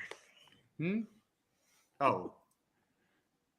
What's Yes. Steve say here? I have a VHS with the original. Okay. It was You want to hear something fun about Groucho Marx? So the Terrifier is like a huge movie now. All of a sudden, fucking David Howard Thornton. I've seen that. I've seen that, Steve. I remember seeing it on YouTube or somewhere. I remember seeing it. I know what he's talking about. Yeah, it's got the original score in it, not the Williamson score. So David Howard Thornton and I like exchange our favorite Groucho Marx lines on Instagram all the time. that's cool. Yeah, That's awesome. There's so many Groucho Marx lines in this world. We could go on and on. So what do you My guys say? favorite- Inside, Outside of a dog, a book is a man's best friend. But inside of a dog, it's too dark to read. Oh, but we didn't talk about it. Why the elephant in the room here? So Jamie Lee Curtis is following Danielle Harris now on Instagram. Is that what we're seeing now? oh, there's a bunch of shit that's gone down. She's been backtracking. Yeah. That chick is the queen of backtracking. Didn't she backtrack like a motherfucker? How many times did she say, I'm just done with Halloween. I'm done with Halloween. And then fucking here she pops up again in H2O. I'm done with Halloween. And Give here she me pops the up money. again. Show me the money. Yeah, no shit. It's kind of hard not to fucking look like a tool. I get it. I mean, that's your livelihood, and who wouldn't take it capitalized? Hey, we're something you capitalists built. here. We're I don't blame capitalists him. here. I don't blame him. Hey, But somebody's when hanging you the go money out there and your whole demeanor on fucking life is to be like this, morality fucking referee for everybody in the fucking world. And you sit there and go, this is a good influencer. This person you should pay attention to. They change lives and everything's all fucking morality and that bullshit. You would think she had some kind of off topic. Have you guys seen? I didn't see Pearl yet. I finally saw X, like I told you guys, probably like 2 weeks ago. But I have to go back and watch Pearl. I did enjoy X. X is good. If you guys see Barbarian's on HBO Max. If you got HBO tomorrow, I've seen a pearl necklace done in an X-rated movie. Oh, I've seen that. Does that mean anything to anybody? I will be subscribing. I'm gonna subscribe. What's the streaming service that's gonna have Terrifier 2 tomorrow? Soundbox, Screambox with blood. It's the bloody disgusting. I'm going to subscribe for a month because it's probably going to be just as much as if I drove an hour away to see it in the theater. So I'll just subscribe. Yeah. We need to discuss that film. That's right. So I'm definitely going to subscribe and watch it this week. Pearl's amazing. I heard good things about it. I got to check it out. I will. I haven't seen Pearl, but Barbarian though. I think we could talk about Barbarian for a while if you guys end up watching that one. Is that streaming anywhere, or is it still in the theater? HBO Max. It just showed up this week at HBO Max. Yeah, I have to check that out. I've been trying to get some new movies in, but I've been, like I said, binge watching The Office with my wife. But I think the latest one I saw was The Black Phone. The Black Phone I enjoyed. I finally got to see that. Yeah, I enjoyed it. But you guys want to do what? Let's get to our things because we got. Want to do our top 5 best and worst in our characters in the Halloween franchise? Then we'll do. Actually, let's do Nightmare on Elm Street so we can keep Halloween fresh afterwards. We'll take a break. Yeah, good call. Yeah, so we're gonna do our review of since we did Nightmare on Elm Street Part 2, Revenge last week. This week we're gonna do the '80s hair metal edition, which is one of my favorite ones, if not my second favorite. Nightmare on Elm Street Part 3, The Dream Warriors. So we'll be right back. I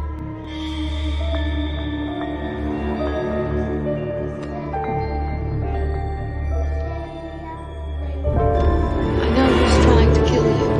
He wears a dirty brown hat. He's horribly burned. He has razors on his right hand. He's real. Man of my dreams. He's real, isn't he? Lane, where do you keep the bourbon? I'll be right down. Chris, I've got a guest. Please, Mom. I just don't want to be alone. I said, where's the fucking bourbon? You should listen to your mother. God damn it, Kristen, you ruin everything! Where's the fucking bourbon? I love that. Oh, that is so good. Oh man, who would like to go first? There you go. The man on the bottom, Rod Schlongerton. Let me tell you something, straight from the mouth of the Schlongerton. That is the best Nightmare on Elm Street, in my opinion. And I don't know if we're going to argue whether it's the best. I can't argue. I can't argue. It's my favorite. And a lot of it has to do with the introduction of, how do I word this? Tater tots in a Nightmare on Elm Street movie. The nurse. Yeah. Yes. Man, who didn't want to be tongue-tied by that bitch? But, so there's another passion of mine in this world, and it's 80s metal. 80s fucking metal, dude. And that movie just like it was playing in my dreams by Dokken when she was putting together the thing, right? And when that it was paper macheing the fucking house, Patricia Arquette. Mm-hmm. But then oh man, that he started getting some serious character about him, and it was man.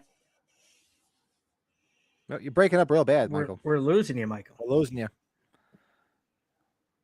I think we might have lost his you. hair looks priceless. Yeah, you're freezing. You there? It's not us. It's him. Hello. I'll be back. You guys continue. No problem. All right, so you want to go, Brady? Yeah, I'll go.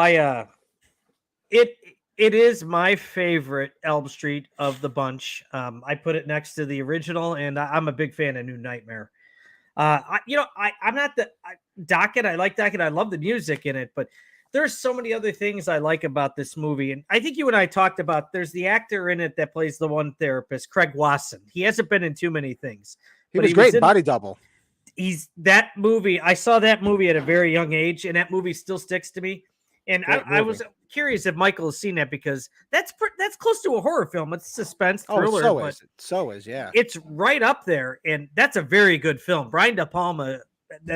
You got Melanie Griffith in that film too. But anyways, he was great in that. He hasn't really done too many other things from that movie. I don't think so. Look at all the other people that started this film too. Patricia Arquette, Lawrence Fishburne, early Lawrence Fishburne. Yeah. Even though I think he was known for starting in Apocalypse Now, I think was like where he was kind of, but this was still early Lawrence Fishburne. Michael, you want me to keep on going, and we'll come back to you, bud?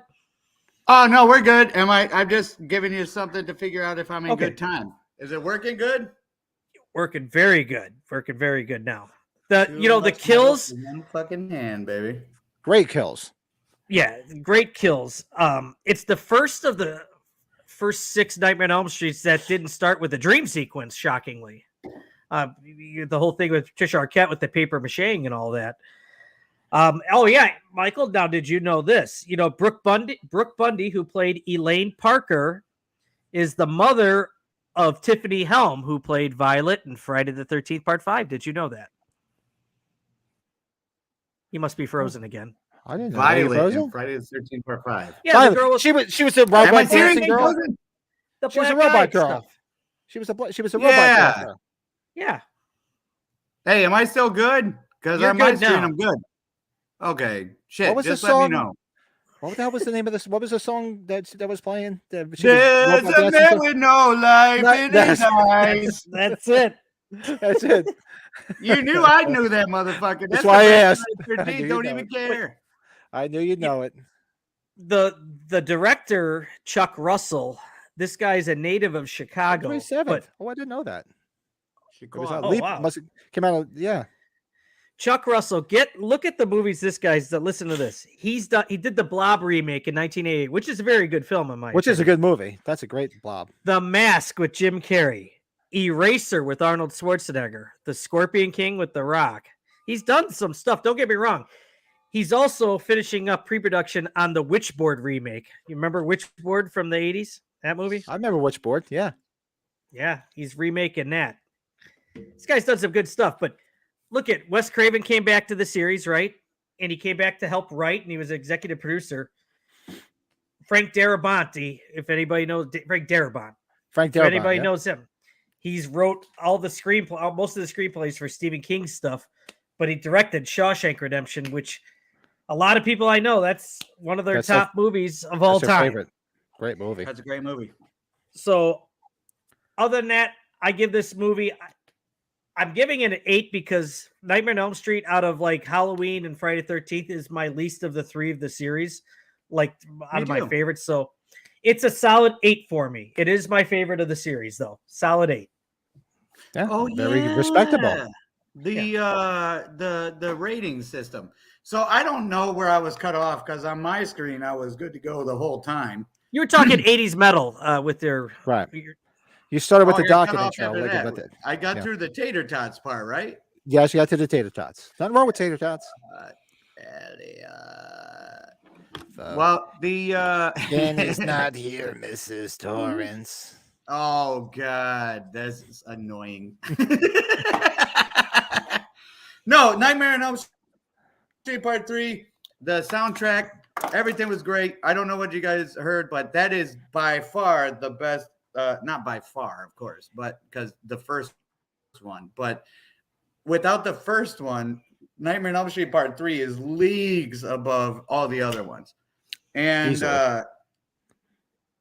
it was, the soundtrack was amazing. The marketing with the 80s metal was fucking, like, personally my favorite because they had him, Robert Englund, in the Dokken video. And he's like, Oh, he just can't stand listening to the music. If you remember the documentary video for Dream Warriors. Yes, I do. And I asked Robert Englund in real life when I met him, I was like, do you really hate Doc? And he's like, yes. It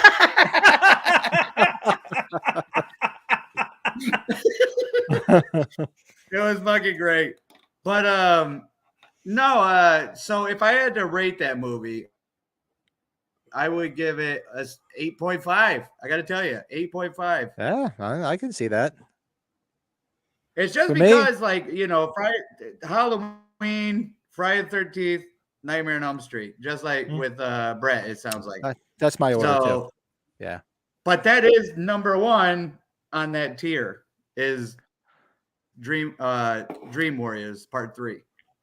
And that song plays in Michael's Horror and Pinball like every fucking hour and a half.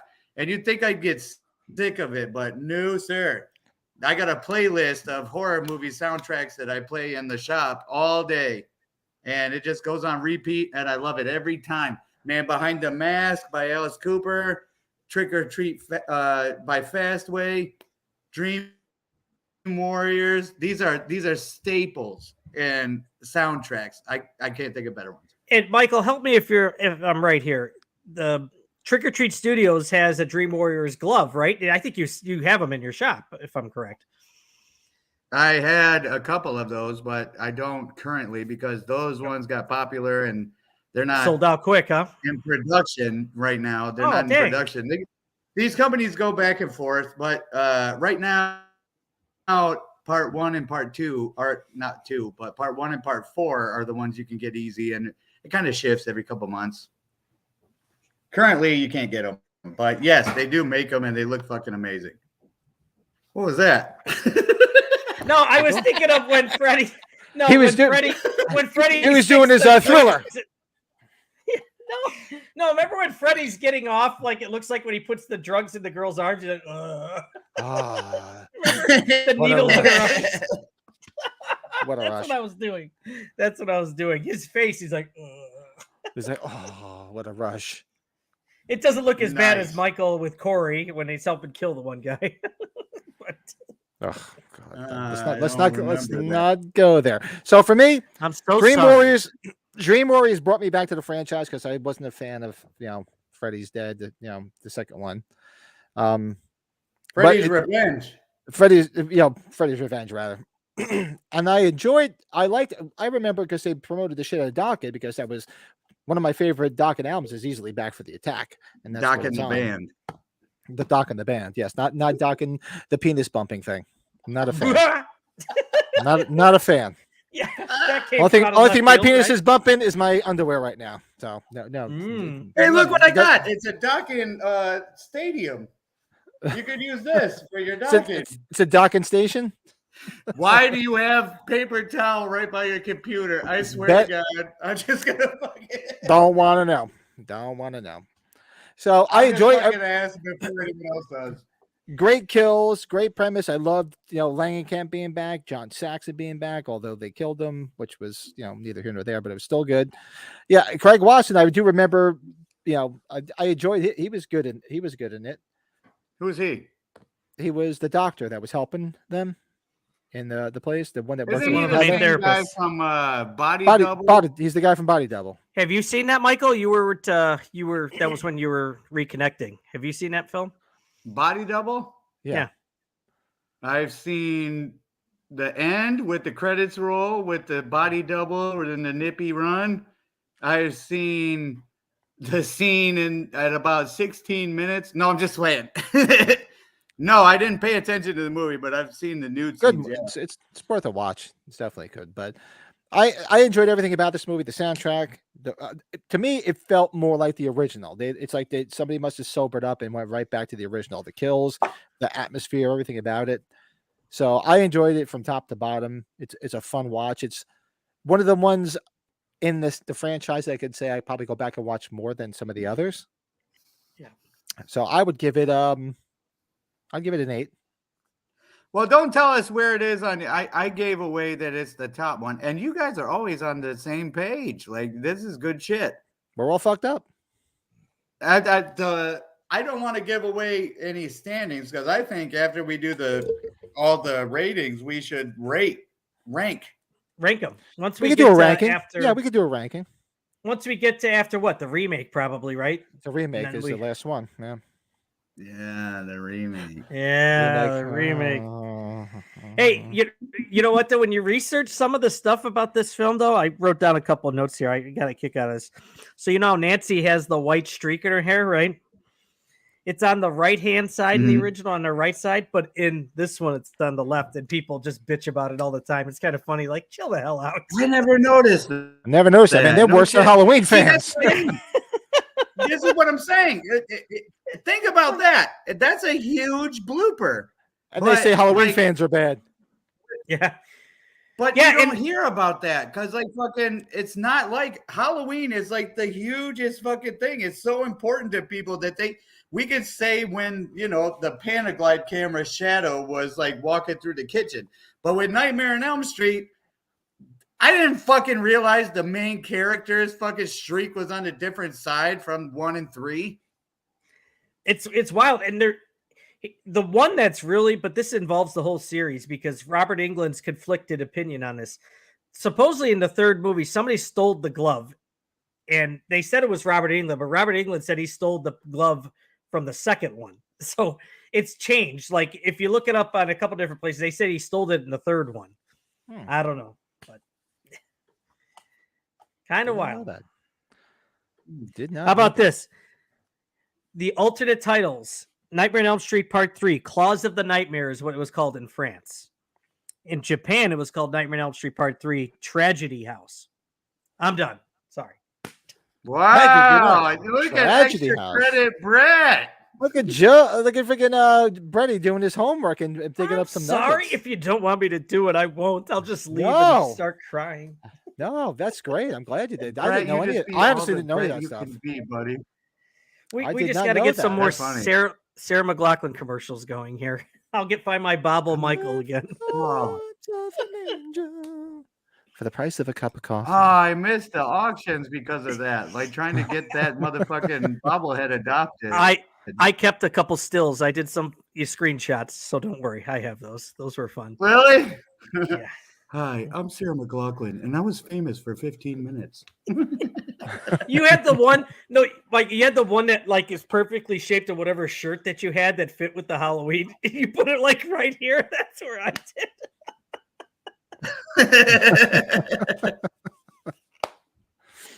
Oh, that's Hey, funny we gotta shit, have man. fun. I'm sorry. We gotta have fun. All right, it's all in good fun. So right now we're at we can do our top 5 best and worst characters are each our own opinions in the Halloween franchise. There is a downside to the drinking alcohol. I have to dip for 35 seconds, but I'm looking forward to that. Tobacco? Go pee. No. No, he's got to go. Well, at least he's not taking us to the bathroom with us this time. Oh, good It's lord. a laptop. I can do it. It just look awkward. Nah, that's all right. We'll give you some alone time. You and your member.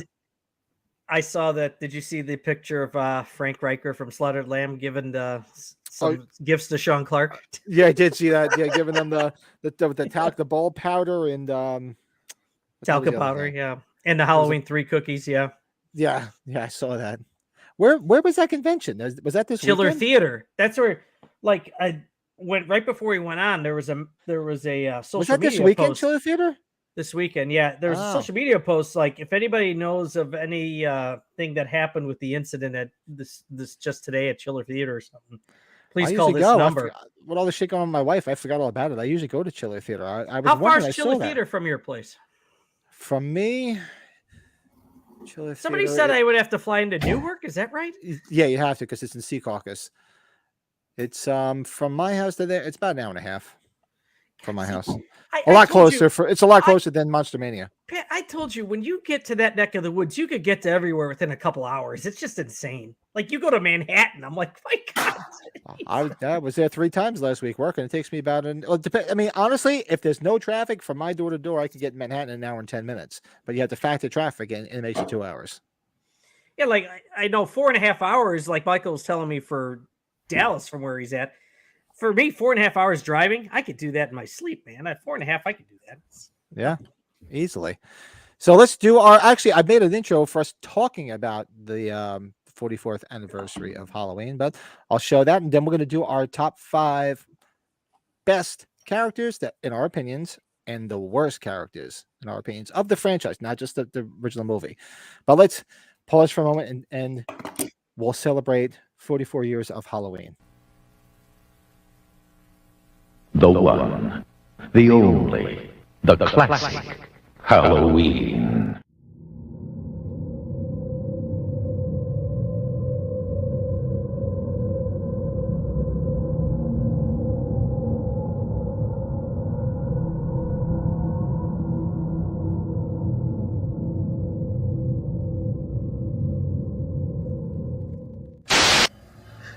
What's the boogeyman?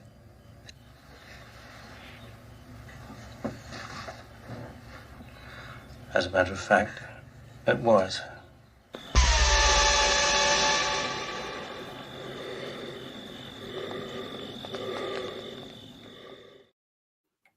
As a matter of fact, there was. Yes, Whoa, BP action. Look what you got there. Look at that. That is my ultimate. I've gotten them all myself there. Well, except for Kyle Richards. I sent it in and had Kyle Richards sign it. But No, I'm not. I'm in Pennsylvania, but I know West Caldwell. It's actually near my brother. My brother's about 10 minutes from West Caldwell. But I know where it is. I grew up in Jersey. I just live in Pennsylvania now. Yeah. Very, very cool. Very cool opening. Thank you. I enjoy putting it together. I have no shortage of just going back and reminiscing Halloween stuff. So that's why we do this. So we can do our top 5. Should we go best or worst first? What tickles your fancy? Worst. Well, let's do actually best is. All right. Worst will be fun for second. Yeah. GK, what's up, dog? Hey, Gabriel's in the house. All right. Gabriel, hit me up when you get a chance. One of these, he was going to reach out to me. Give me a buzz whenever you want. We'll chat. So let's do it. So we'll do our 5 best. So if you want to just start from me, it's fine by me. So we'll go from our number 5 to our number 1. I do, and if you have an honorable mention, I do have one honorable mention who I tried to shoehorn in here as best as I could, but I couldn't. And my honorable mention, if you guys have one, we'll do one quick round of honorable mentions. It is none other than Bud Scarlatti from Halloween 2, Leo Rossi. I love that. Okay. I love him. That's why he's my honorable mention. Shout out to Leo Rossi.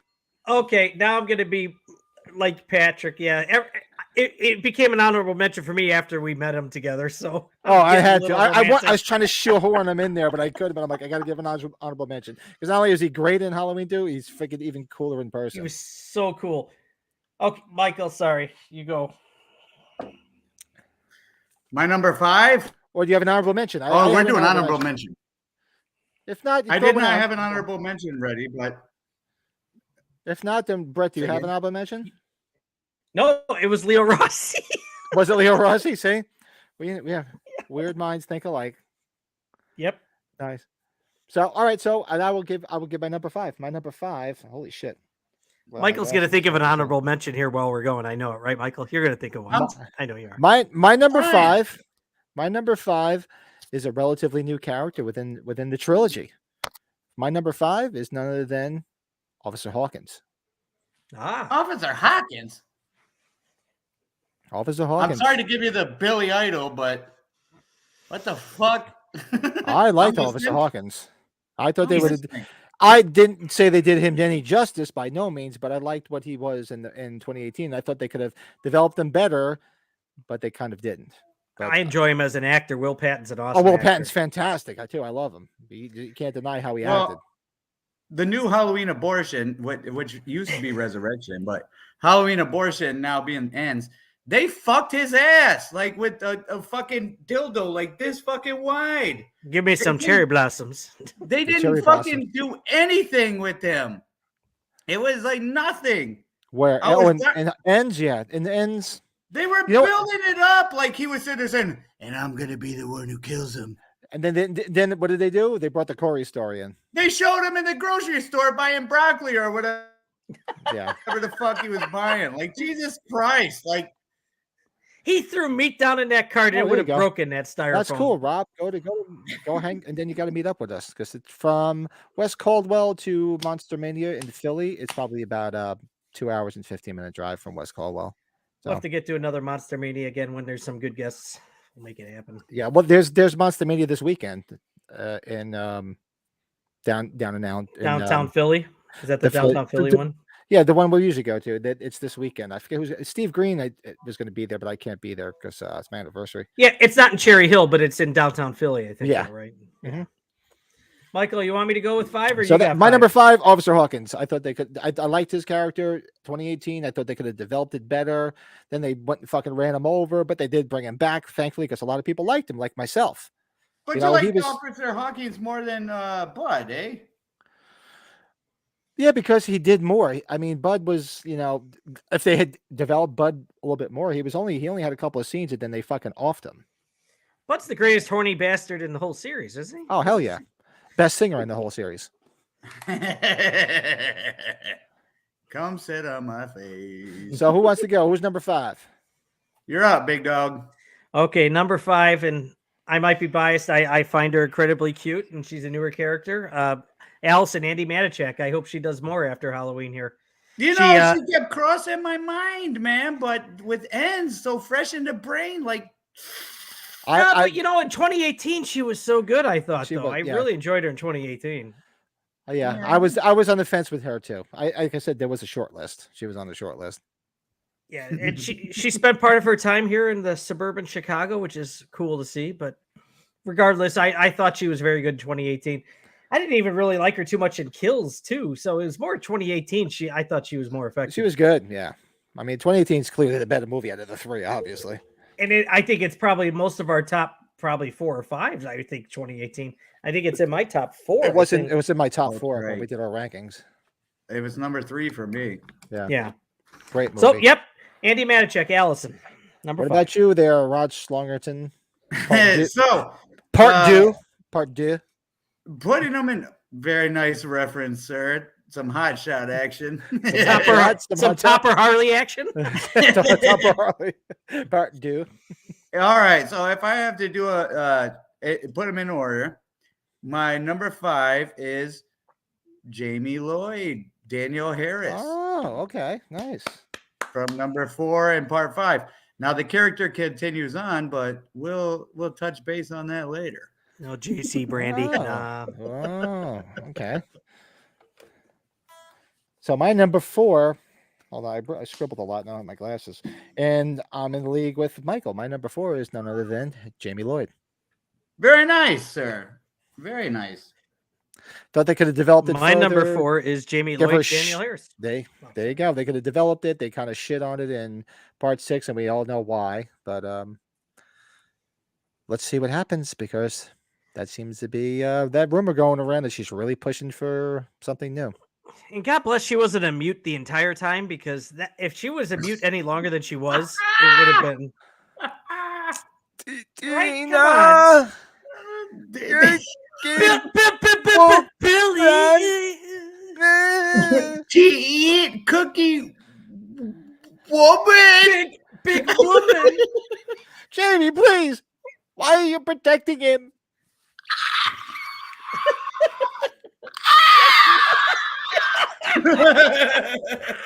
Stupid. You look just like me. Let me see. Uncle? Boogeyman? Hold on, hand me my hairbrush. I saw a tear in your eye, please. I saw a tear. Oh my God. Oh, so bad. What do you think he's going to do with that? What do you think he's going to do with that? Sorry, you know what? We've talked. Sorry, we're going off. H5 is such a guilty pleasure. It is. It is a guilty pleasure. It is. It's. I actually like the way he looks. He scared the shit out of me at age 9 at the way he looks. But anyways, that's another story. Sorry. Continue on, gentlemen. So that was our number 4 for me and Brady Patrick, right? Or yeah. Yep. What, Jamie what Lloyd, Daniel Harris. Yep. What was your number 4, Michael? Oh, Michael. Yeah, Michael's on there now. My number 4, and I love this dude. And it's not just because I met him in real life and he's like the greatest dude, but I always loved his character because the way he talks to women. And it's Bob from the original movie. Oh. I thought you were going to get me one. Like, I just identify with Bob so much. And he's a member of the most iconic fucking scenes. Like one of the top scenes ever. Like, so I give it to John Michael Graham, Bob. And it's hard to believe, Michael, he might not be around if Dennis Quaid was available to shoot that because, right? Yeah. Can you imagine Dennis Quaid? Dennis Quaid?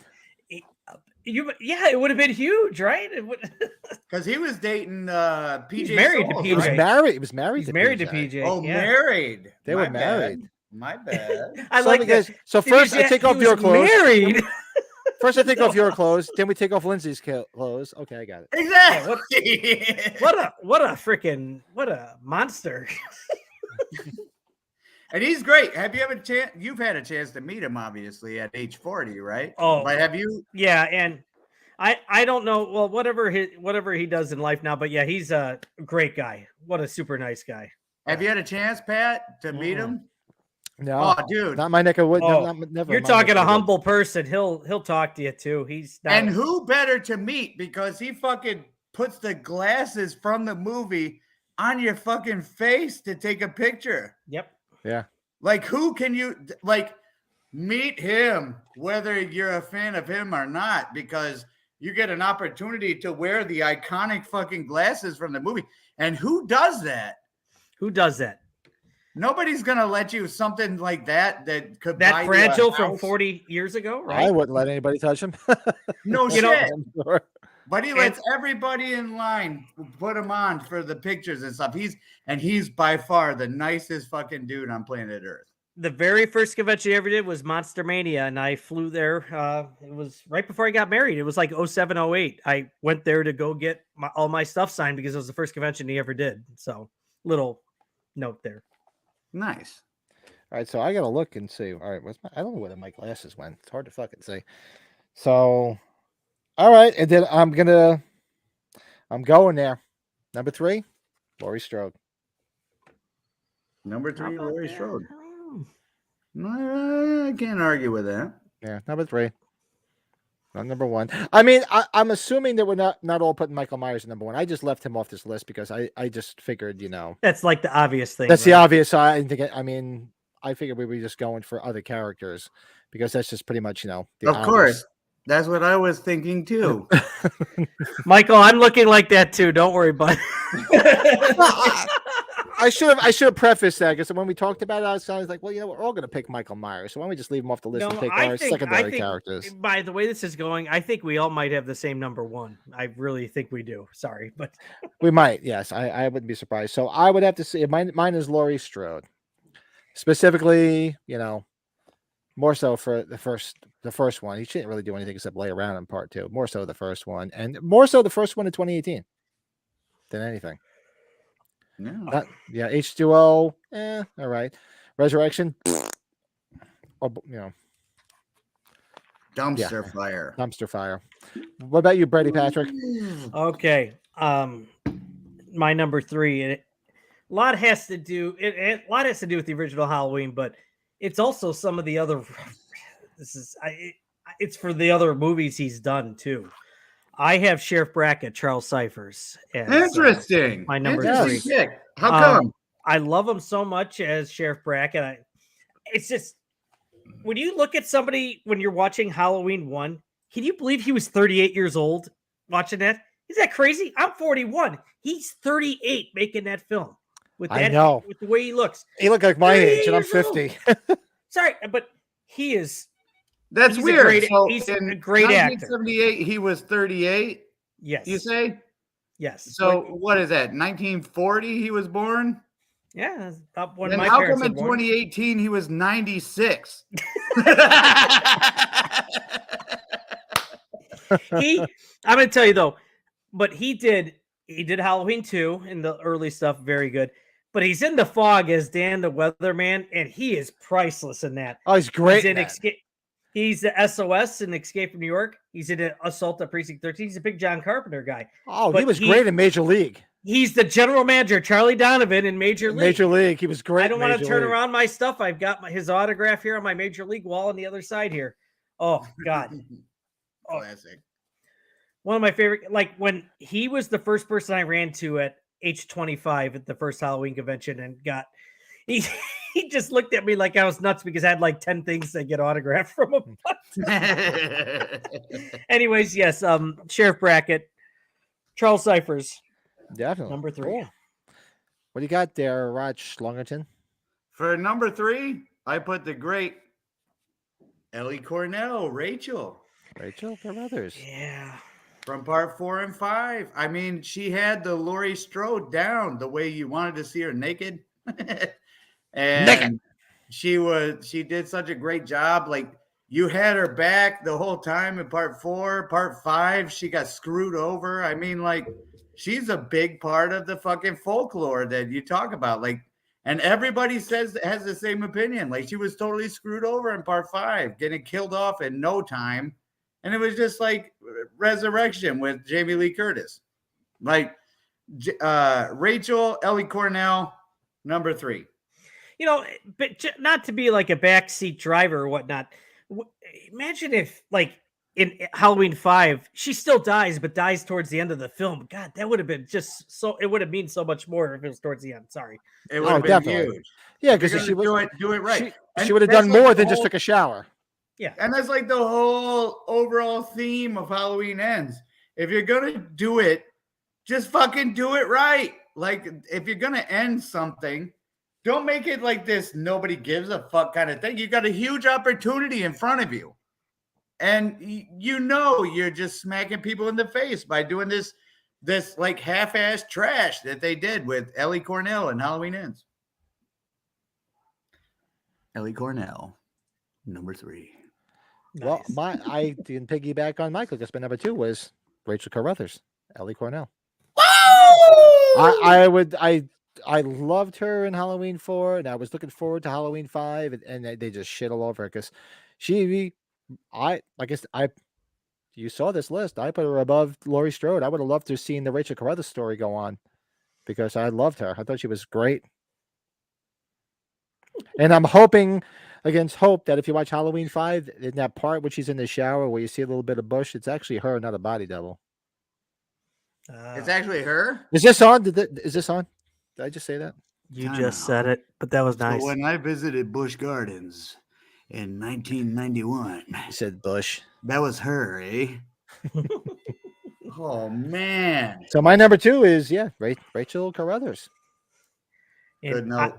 They really could have went. They could have went in the big direction. Really pushed her to become bigger than Laurie Strode, and they shit all over it. They shit all over it. Yeah. Number 2 will be Laurie Strode, i.e., Jamie Lee Curtis. There's not much more I'm gonna say. We all know it.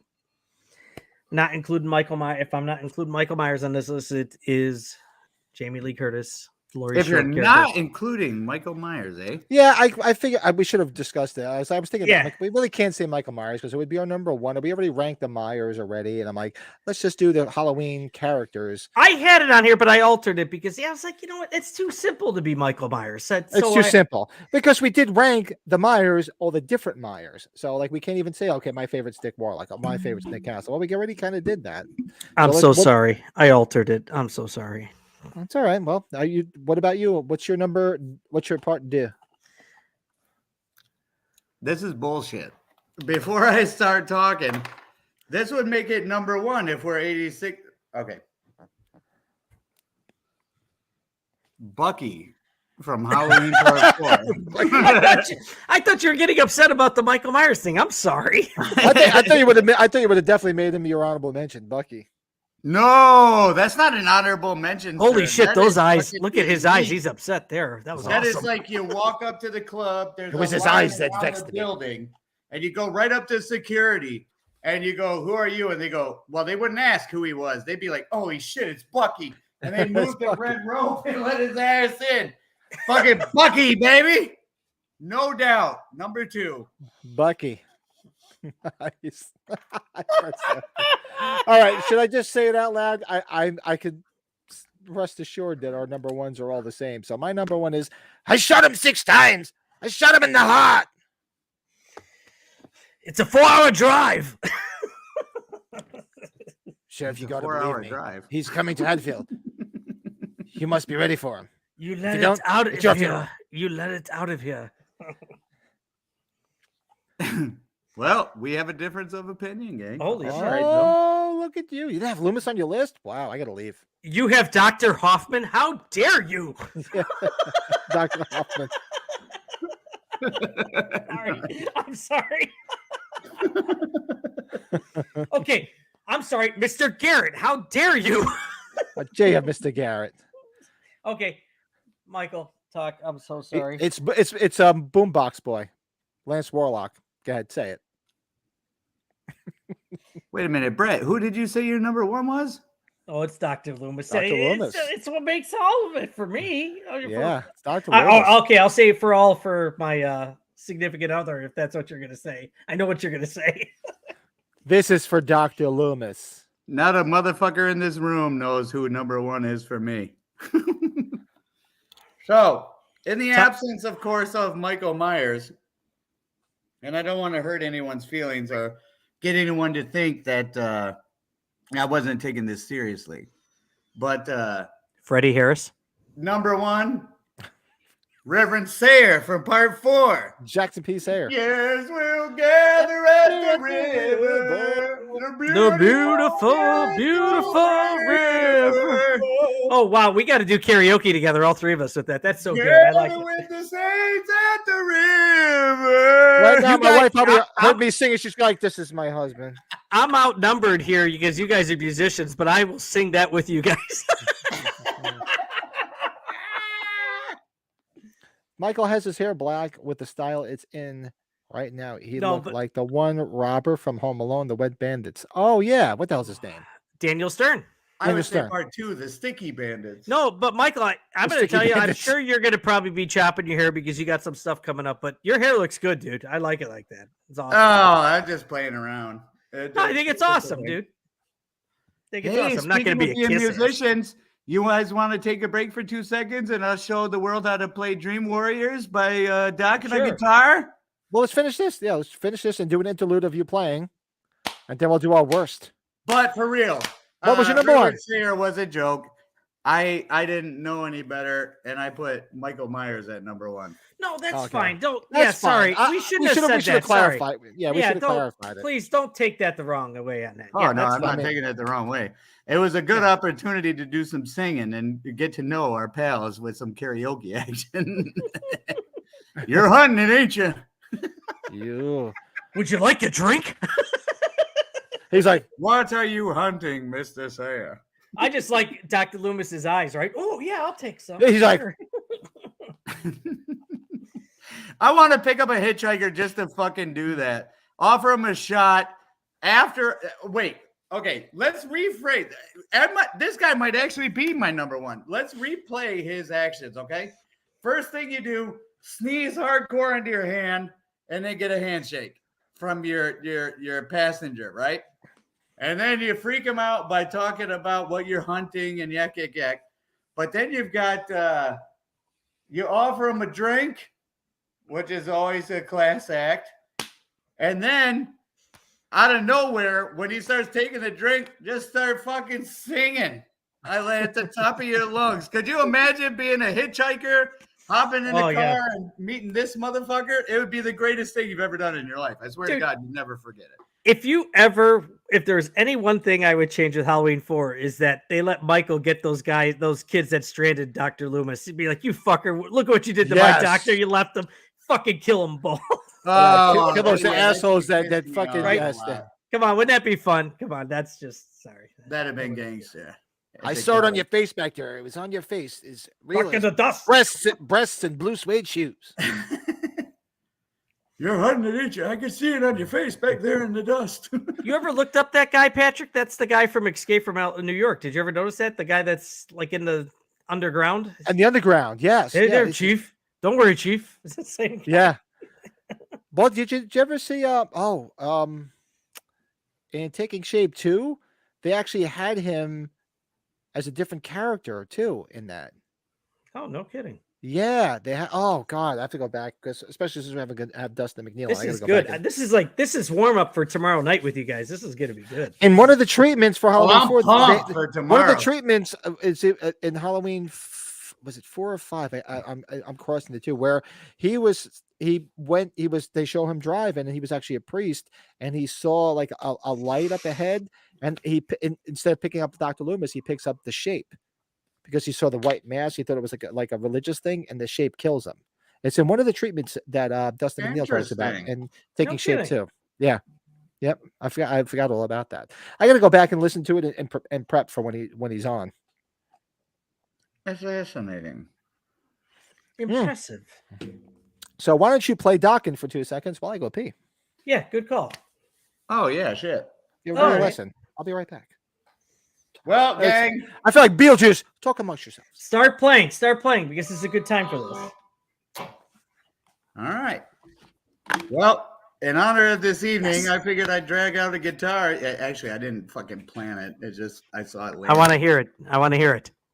All right, let's do it.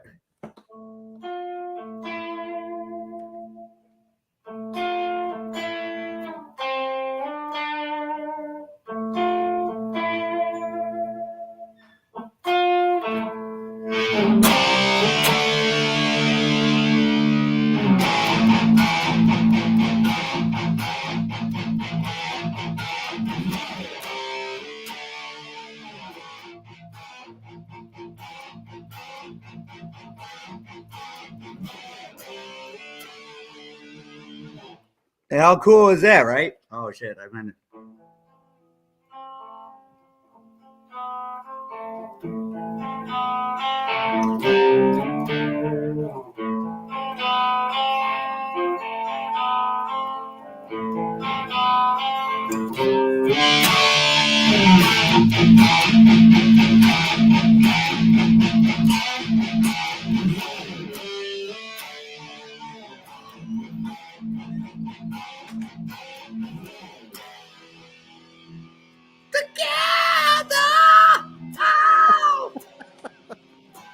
Warriors,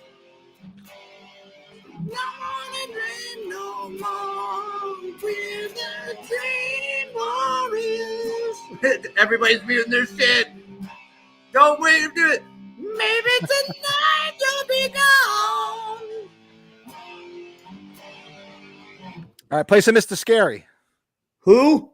The song from the album, Mr. Scary, that guitar solo. I don't know who Mr. Scary is.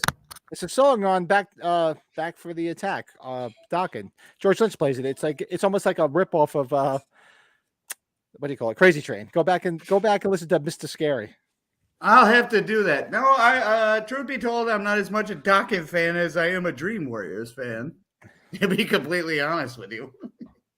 I saw Dockin on the Monsters of Rock tour. It was Van Halen. It was Van Halen, Sammy Hagar Van Halen. It was Kingdom Come, Metallica, Dockin, Scorpions, and Van Halen.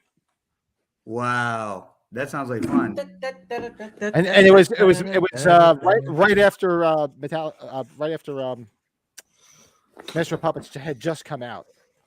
You say some Scorpion actions? Fucking... Oh, some Hurricane.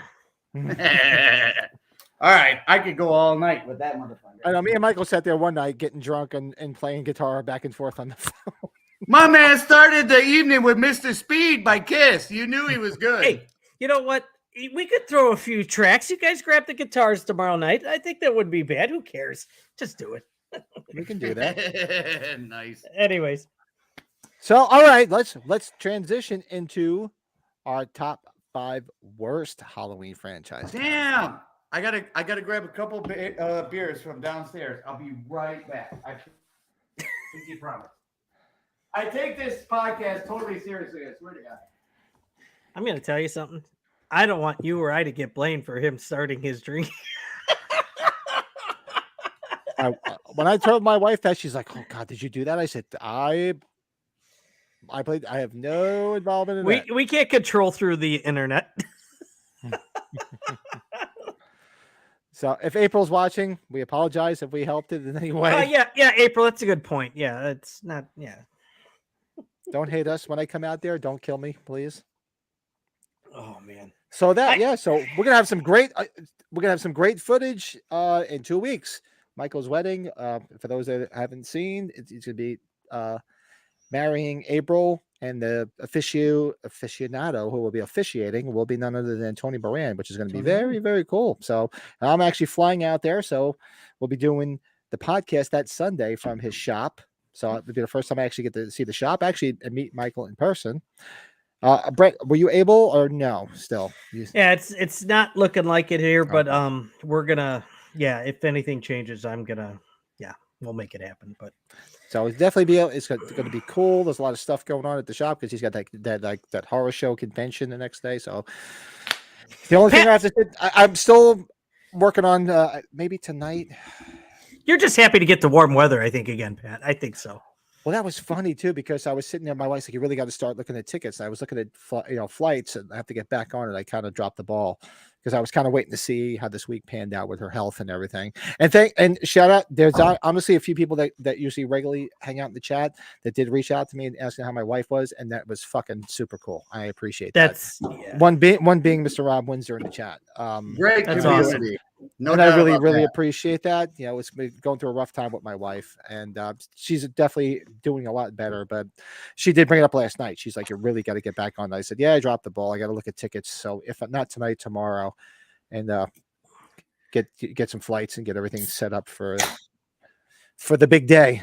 Pat, you brought up a good point. Like, there's just a lot of negativity that we deal with a lot with our topics and whatnot, or opinions, but all in all, we're just a big support system with each other, man. It's just like I've talked to both of you. I've talked to you both on the side and just personally one-on-one conversations. It's just a real good support system. So yes. And anybody out there that watches this, man, you need somebody to talk to. I'm up all hours of the night. The three of us chat all the time. If we like, you see us sitting here, we do the same fucking thing on our phones and hang out and bullshit. Yeah. Heck, my wife broke 2 little baby toes when we were talking. And I said, I thought I talked to you guys about that. Yeah, she tripped over the dog's rawhide. Oh God, yeah, she broke her 2 baby toes on her right foot. Yeah. Oh damn. Jesus Christ.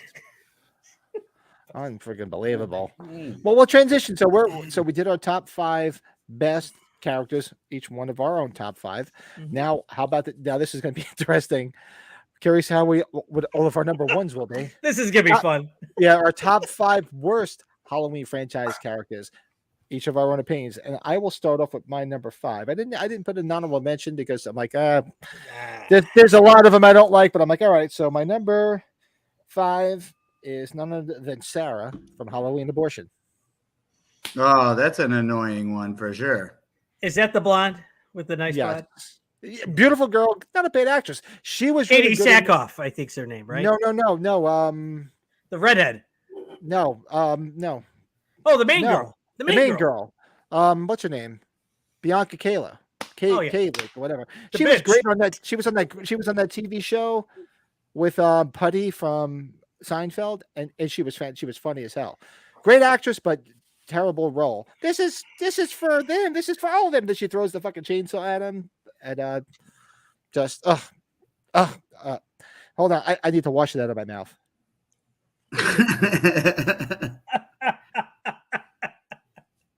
Okay, next. Train wreck. Yeah.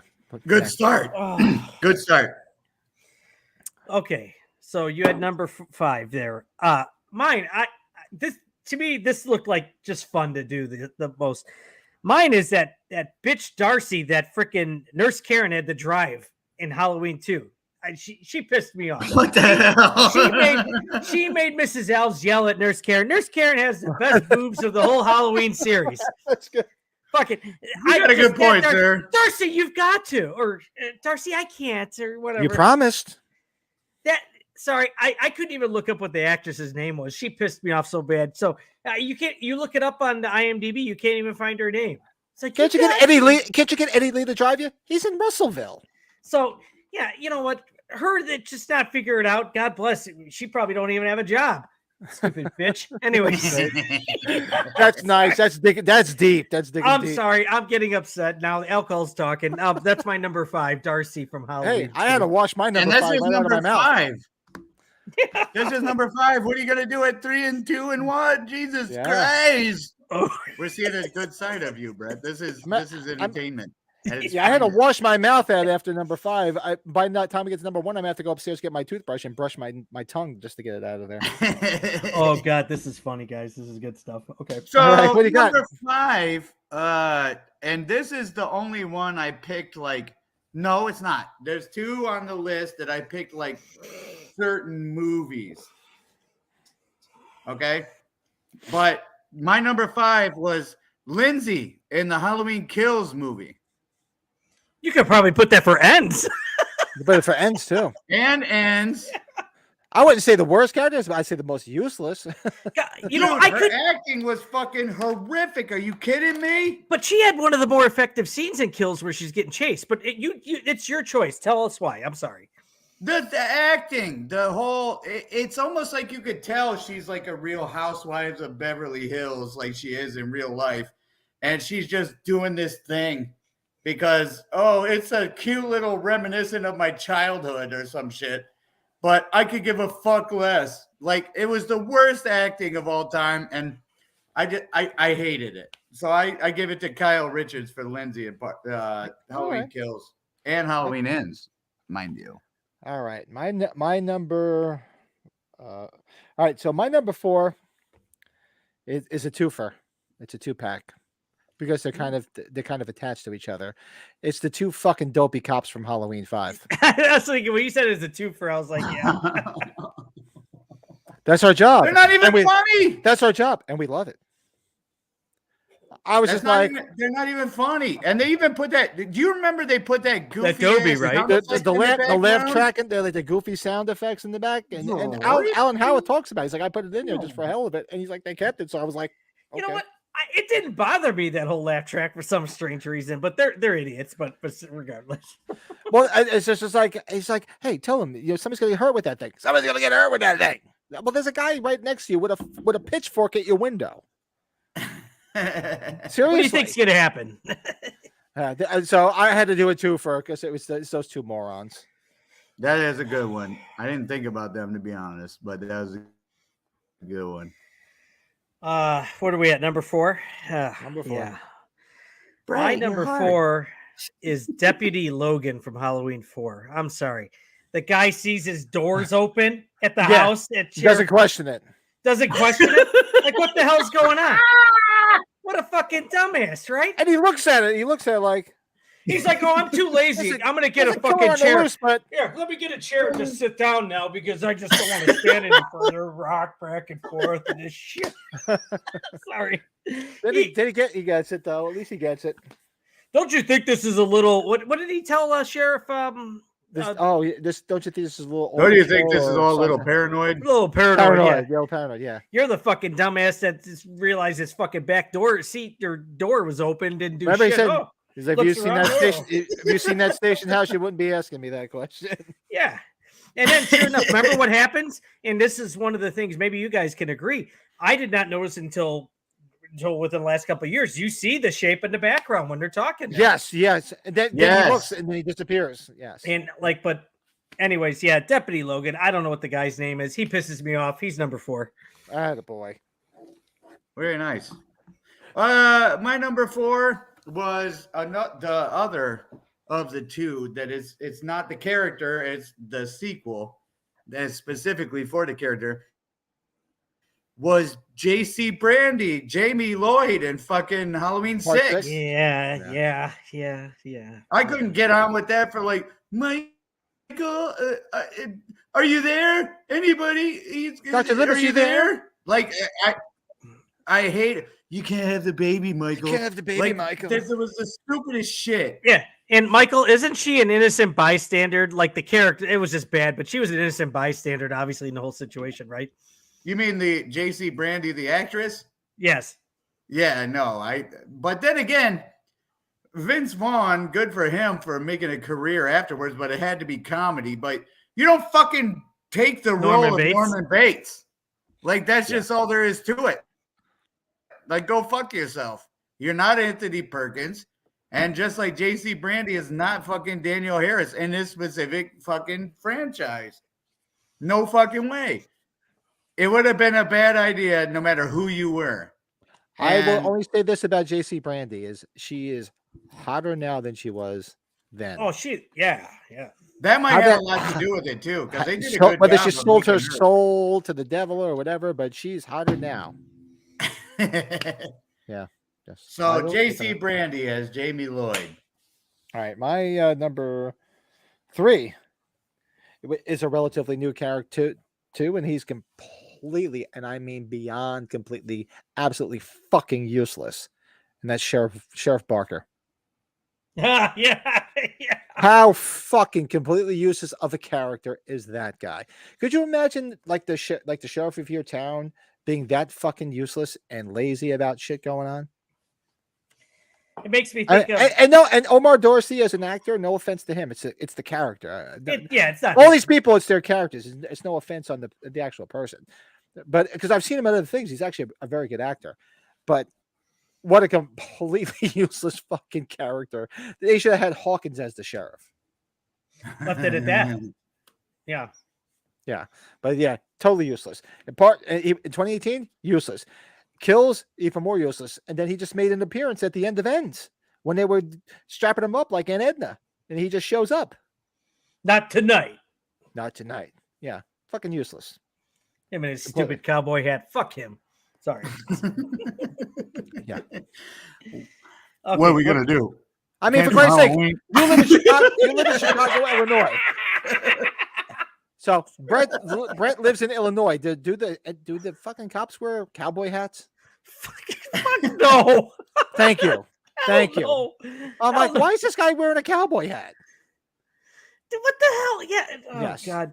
Anyway, yeah, you're right. Damn right. Just screw that. Oh, what are we at? Number 3 here. But all right, this is probably gonna get us in trouble. I shouldn't even say it. But I'm gonna say it anyway. Fuck it, because it's our podcast, and it's just like, well, a black sheriff. Well, worked in Blazing Saddles. Yeah. I'm sorry. That was a reference to a movie. It was nothing racist. I mean, but no, here, you know what though? I look at that though. What movie was that? What is that? What movie was that? All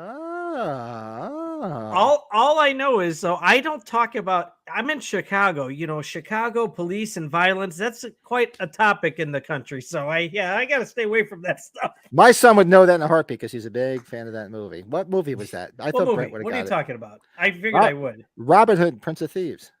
Oh, Jesus. Men in Tights. I'm sorry. Robin Hood, Men in Heights. It's the Blinken? Like with Blinken? It was Blinken. No, remember the end when they're like, okay, then they try to do everything, and they make whatever his name was, the black guy. They make him the sheriff, and he's like a black sheriff, and they're like, yeah, isn't that Dave Chappelle, right? I thought that was Dave Chappelle. Dave Chappelle, yes, yeah. Michael, have you've seen Robin Hood? I sidestepped enough on that. Men in Tights, right? Yeah, I don't remember a ton about it, but you don't remember the blind guy Blinken, where he's trying to grab the ladder? He's trying to grab Blinken. Yeah. Oh, I don't remember that one. I'm gonna have to revisit that one. Go revisit that. It's and then he's got the blind movie. Playboy, or for the blind people, the Playboy. Sorry. Okay, where are we at? I'm sorry, we're getting off track here. That's my fault. All right, so that was my Sheriff Barker, absolutely the worst. So that was my number 3. What's your number 3, Brady? My number 3 is Spitz, the actors Matthew Walker and the stupid laugh, man. God, he shouldn't have even had a chance to get with what's her name, the blonde Taryn Glenn, whatever. And she was hot as hell in that too. She was so cute. And she was hot as hell. Man, that guy don't deserve any of that action. What the hell? That guy, yeah, he should have gotten the fucking thing in the head that the other Michael guy got. But anyways, he did get a pitchfork to the back. So he got the pitchfork to the back, but he probably got it already in. You know what I mean? So he got the pitchfork in the back while he was in. Yeah. Anyways, that's my number 3. I'm not going to go further before I get in trouble. Anyways, number 3. Yeah, Spitz. My number 3 was, and it's this one sucked. This one was hard for me because this guy in real life is like the coolest, nicest fucking dude. and I talked with him for like a half hour. Nothing just to do with fucking the actors shooting in the this, guys. Yeah, Yeah, that's a good. nothing Yes. to do with the actor. Yeah. Like God bless him. It's the character. It's the character. I hope we get him on the podcast soon. But Billy from Halloween 5. Oh, right. Chapman? No, what's his name? Jeffrey Landman. Jeffrey Lanham. Yeah. Which we're supposed to have on the podcast one of these days too. We have to find out what's going on. Yep. Greatest guy in the world, but the character, it was just so bad. It was a horrible idea. Horrible. And Michael, did you like Taking Shape? I think talks about it. He was supposed to be a BMX. A BMX racer guy.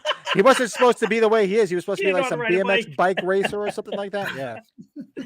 Anyways, slight variant from that, no doubt. All right, so my number 2. Man, it's hard to. I can't find my glasses, but I can see it from. I know exactly what it is, so I don't even need to read it. My number 2 is. I'm never sensible if I can help it. Oh, you have to think about that. Tina. I don't hate Tina as much as other people. It's the character. Nothing against whatever her name is. Whose name is escaping me right now? The actress. Wendy Kaplan. Wendy Kaplan. Yes. She was beautiful because you figure it came out in 1989. 1989. I just got my license. I was 17. She was beautiful, beautiful girl. And I was like, ooh, she's hot. Then I watched the movie. I was like, I want to claw my ears out. But she was just so fucking annoying. So such an annoying character. They could have. And I'm surprised you didn't jump up and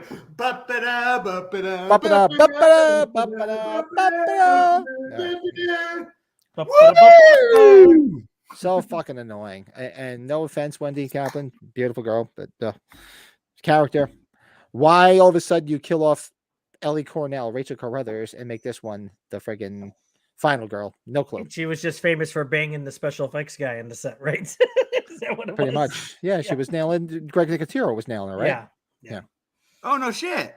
Yeah. Oh, sorry. I didn't know that. Yeah. Oh, Wow, number how 2 fun. is that bastard Miles from Halloween Resurrection. That kid with the freaking, telling her where to go and everything. Deckard. The actor's name, Deckard, right? Yeah. Deckard. his Is name he was the one that Miles. looked like that 70s show dude? Yes. Yeah. I'll be yes. honest with you. If I'd have thought about that, he'd be on this list. If I'd have thought I did. This Pud Walk. Yes. I don't know. He would have been on my list if I even. It's like a PTSD. Like I fucking just blocked that fucking movie out completely. He outkicked his coverage with that girl, so thinking that he would be with the other girl. So screw that. I don't like him. He sucks. That movie sucks. He's number 2. There you go. My number 2 Those is the same as portraying Wendy Kaplan's fucking Tina. Man, wow. And it's funny because when I went to age 40, and you remember they had each individual movie was kind of grouped together. Yep. And Don Shanks, I was talking to him, and Wendy Kaplan's was literally right beside him. And I went to him and I said, man, it must be annoying listening to her talk all fucking weekend. And he said, you know what? I'll tell you this. When we went to a couple of premieres, this one in particular, when the movie was playing, when her character died, everyone in the theater stood up and applauded. Dude, Don Shanks is awesome, dude. He's awesome. Sorry. Yeah, He that is, was a yeah. trip. And I honestly think he would have a lot more love if it was a better mask, because he didn't do a bad job. He's a big part of Salt Lake City where those movies were filmed. So yeah, I think had the mask not been Greg Nicotero's face. What's weird about him, or though, Nicolas Cage, if you've ever met him, he brings the mask with him from the movie, but he will just fucking go take a shit for like 2 hours and leave that mask sitting on the table. And you're sitting there going, are you fucking serious? Like, am I supposed to do something? And then like the Detroit in you like looks around and goes, I don't see any fucking cameras or nothing. But like here, he leaves the mask just fucking sitting there. He's got the Indian blood where you wouldn't fuck with him because he's pretty big too. So you're probably like, no. He just sprinkle that dust on your head like in Beetlejuice, and you just go, whoa, whoa, whoa, whoa, whoa, whoa. Yep, Patrick. That's right. He's intimidating motherfucker in my opinion. Yeah, I'm going to hell for that. What? So that was your number 2. So my number 1. I mean, come on. What could it be other than Trick or Treat, motherfucker? Freddie Harris, right there. Busta Rhymes. Yep. Dude, when you're bitch slapping Myers, I mean, and obviously they sort of did it in ends, but I don't like that either. But I'm like, well, the Freddie Harris thing. Sorry. What's on? Not going on in there. What's going on in your head? I'm like, dude, holy fuck. What did they The only do? part that I related to him is when he looks through the people in his hotel room and sees it's a chick. He's like, ooh. That's about it. That's another good one that deserves to be on the list, and I knew you guys would have that under control, so I didn't need to do it. Oh, look at you! You staked it out. You were set. Where you go? I didn't need to because I knew it would be brought out. And to be honest with you, I think we covered everybody that universally would be considered. Like this is Corey Cunningham. Yeah, I like the beyond the ends. I haven't. I'll get there. Michael, okay. I don't acknowledge Halloween Ends as a thing that exists. That's the problem. Because, like, obviously, the thought crossed my mind to fucking put what's his name, Corey Cunningham. You say? Cunningham. I Is have that no idea. Cunningham's car? Randall Cunningham, or whatever. I remember his name's Corey, but I blocked that out the second I fucking saw it. That thing was like a distant memory. The second I got done watching that fucking movie. But all right, what's your number 1? This is good. This one's personal. Oh, we didn't talk Oh, about I that. know who this is. We know who this is. We should know better, Pat. I know this. You know who this is, Pat. Is it John Strode? John Strode. Yeah. Fucking Josh Hartnett. How dare that motherfucker? Michael, give me a fist bump there. Yep. Come on. Yep. We all knew that's where he was going. We knew that's where he was going. How dare him? And I promised I wouldn't talk shit about him. I'm not talking shit right now. We're just fucking doing something relevant. I'm not throwing anything out there. But it's actually funny because if you go into the shop and look at my H2O poster, I make it a point to point out to everybody, hey, look at the H2O poster. What do you notice? They go, there's a Michael Myers sticker on that guy's face. Like, fuck him. Like, ever since I was like younger, that motherfucker, I was 97, right? I would have been like 15 or 14 at the time. And when I fucking, ever since I saw that interview where he's like, oh, Halloween movie, my agent comes out to me and says, oh, we got a Halloween movie. And I said, oh, what is this? Directed video? I was like, fuck that motherfucker. Like, I hated it. And I hated every square inch of that fucking idiot. So, number 1, I had no choice. And I still stand to this day. Fucking Josh Hartnett. John Strode. That's what his name is. You guys just reminded me, but I block it out like a fucking distant You were memory. just jealous because you wanted this haircut. Would you agree with me? He has the Jim Carrey Dumb and Dumber pumpkin pie haircut. He so does. He does. No, fuck him. Like, for real. He's a turkey. Dude, did you not see the movie he did where he was a supporting actor in that Jason Statham movie, Man of War? Or Man of... No, I didn't. Oh, dude, watch that. Was one of his more recent movies. He's a total Whenever I see pussbag. John, fucking watch it. I swear to you. He's a pussbag. You would laugh your ass off what happens to him. If April was up here right now, she would tell you. She would tell you. If April was up here right now, she would tell you. If Josh Hartnett appears in the movie, I'm out. Do you not like The Faculty? I thought you would like The Faculty. The Faculty was a good movie. There was a good idea. No idea. Wow. Nobody around me would ever fucking play a Josh Hartnett movie. No fucking idea what he's done. There was a movie, something to do with like being in Alaska and they don't have sunlight or some shit. Oh, that's the vampire film. That's wow. You didn't like? I didn't mind that movie. It's the vampire movie. It's the vampire movie he's talking about. I started watching that, and then he appeared, and I turned the fucking thing off. I'm not kidding. I turned the fucking thing off. I want nothing to do with that motherfucker. And this is personal, obviously. Well, based on what you said with the interview, I get it. And in all fairness, I'll tell you guys, when I was putting this together, it was put to me that we're picking the best and worst characters. And his character is not the worst character by a long shot. But there's no list. You're going to give me an opportunity to talk about the worst motherfucker in the franchise, and it's not going to be Josh fucking Hartnett. Michael, it's your list too, man. That's what this was all about. That's right. Whoa. I'm telling you, it's my list. That was like fucking 3D. Awesome. I was like, did you see that? He froze right there. He froze perfectly at that time. I gotta watch that. That's Dude, don't cut your hair. Whatever you do, even when you're getting married, don't cut your hair. It's awesome. Big Steve, that's a good one. If I would have thought of this as a character, that would have been one too. Worst character, that stupid ass white horse from Rob Zombie's. Steve is so Halloween right, dude. 2. Steve is so right because You know what? Sorry, that's my number quit. one. That's my number one. That's my number Steve's one. on the money with that one. Steady no. Very good, sir. 100%. No, that's the number one. That's it. We all know Steve's love for the Rob Zombie films.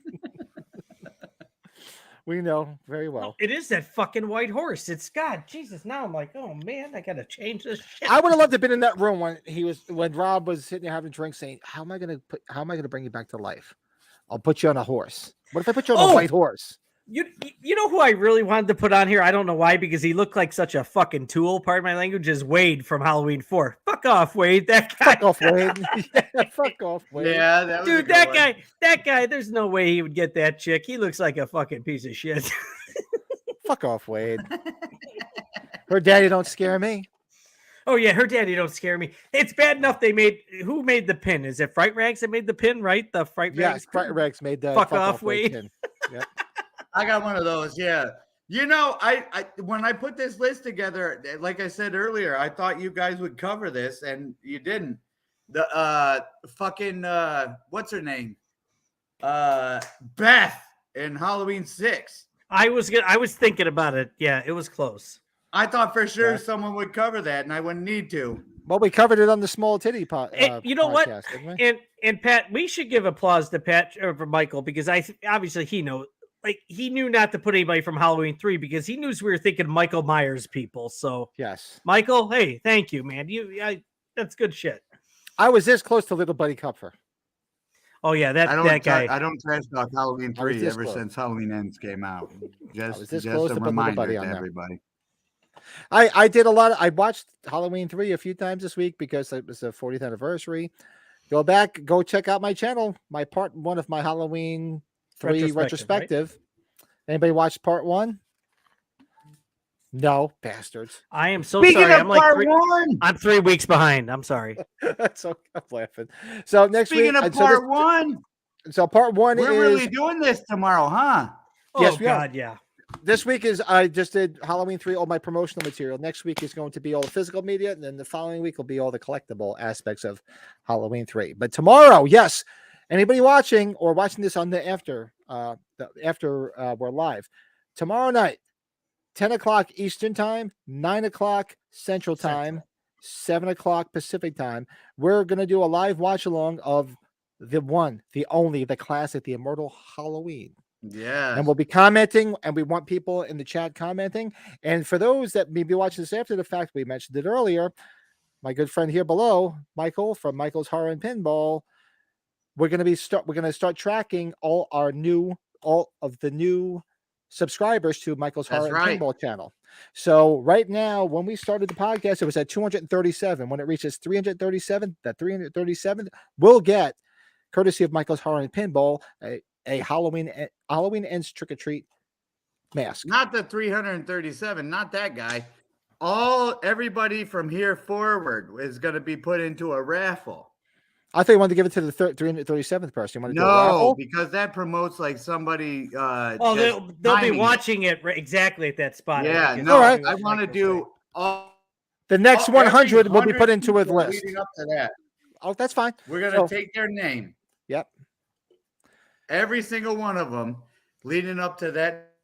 Starting number. We're gonna from take their from name. what we We're gonna- started with tonight, we'll keep track of it. So when we reach 337, we'll take those 100 people and we'll pick out a random person. You'll get a Halloween Ends mask.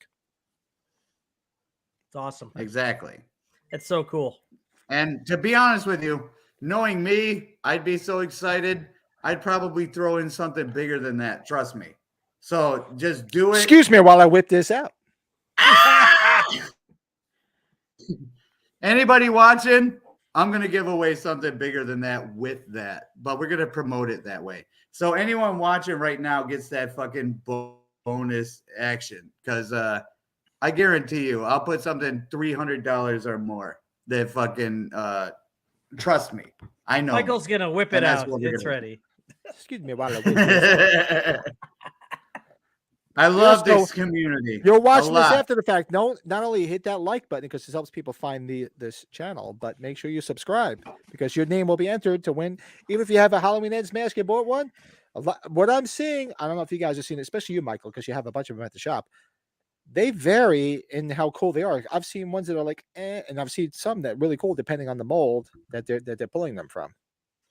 And and there's another thing. There you go. I got you this one. I'll tell you this. We're not going to advertise it. It's just going to be the Halloween Ends mask. But what I'm going to throw in is an original pull from the Halloween 4 mold. Ooh.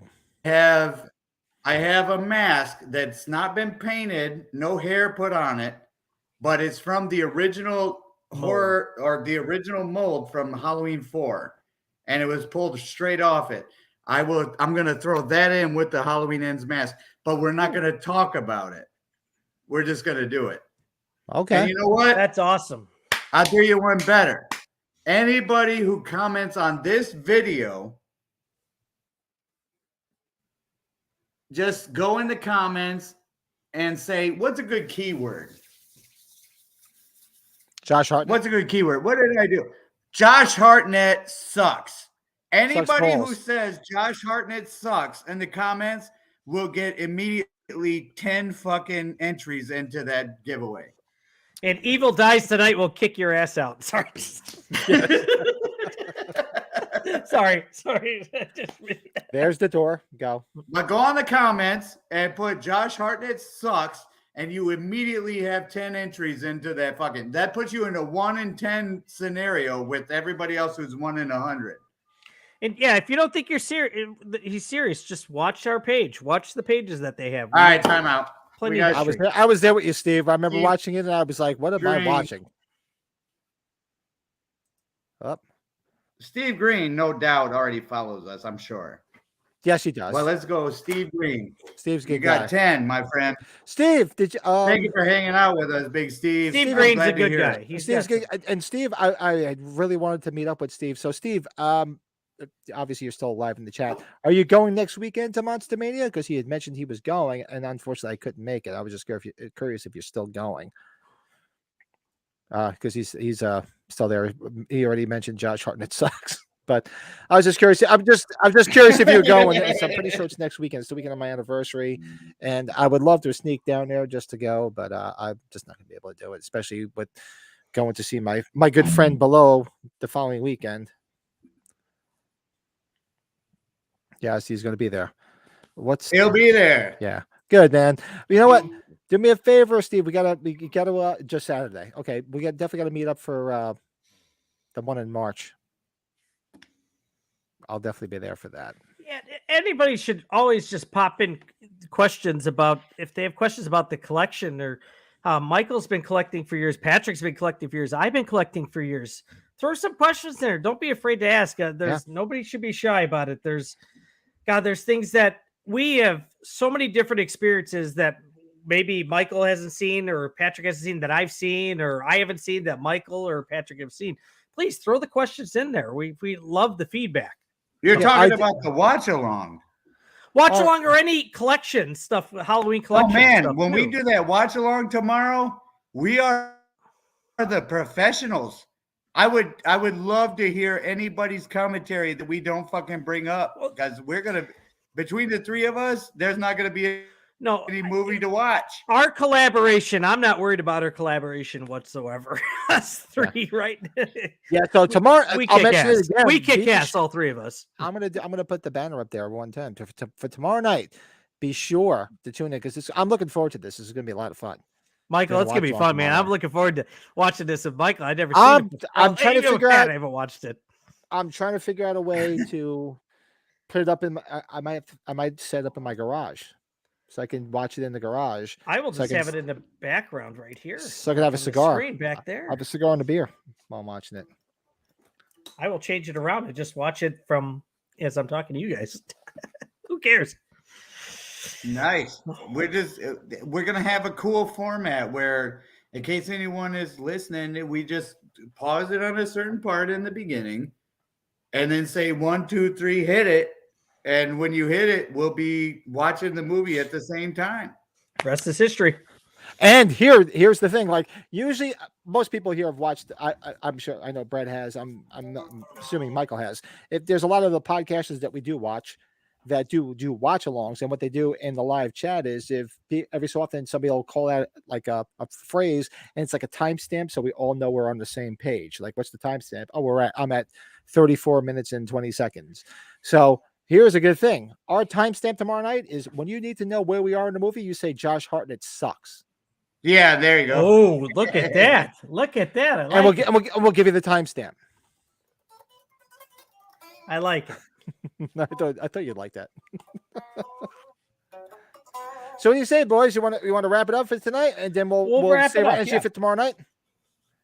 Dude, Michael, I want your energy for tomorrow. I know you can. I will be going this way to have a beer and a cigar later. So if anybody wants to hit me up, either you. I was really calm today for that reason. I'm saving my energy for tomorrow. And yeah, if I went crazy, I apologize. I'm just very passionate. I'm very passionate like you guys. Steve, that's the big thing that sucks for me. I wanted to go see Jim Winberg. You know what? I might. Jim's only going to be doing this so much longer. That's the reason I want to go. That's specifically for Jim Winberg. You know what, Steve? I might hit you up after this. I might be able to go down there on Saturday. I might. I'll reach out to you if I'm going to go. I might go down on Saturday. I might be able to sneak down there. Look at you with that Blue Oyster Cult. I like. My wife would like. Hell yeah, dudes. I'm looking forward to tomorrow, like big time. And Pat, if you ain't doing shit, I'll be hitting up, homie. Hit me up, because I'm going out to have a cigar. I'm going to go check on the wife. Like I said, she was sleeping. Try to do the group one. I'll try to meet up with you in a little bit if you guys are. If it's open for him. If not, we'll send it out there, and if we can fit everybody in it, we can't unfortunately fit everybody in that little screen. But you're more than welcome to come hang out with us. What's his? Hey. There we go, Steve. I got a fever, and the only prescription is I need more cowbell. That's his Christopher Walken there. Christopher Walken there. Yep, you got it. Big Steve, you got 10. You got 10 on the drawing, my friend. He's racking up those drawings. About the Halloween 4, we'll see.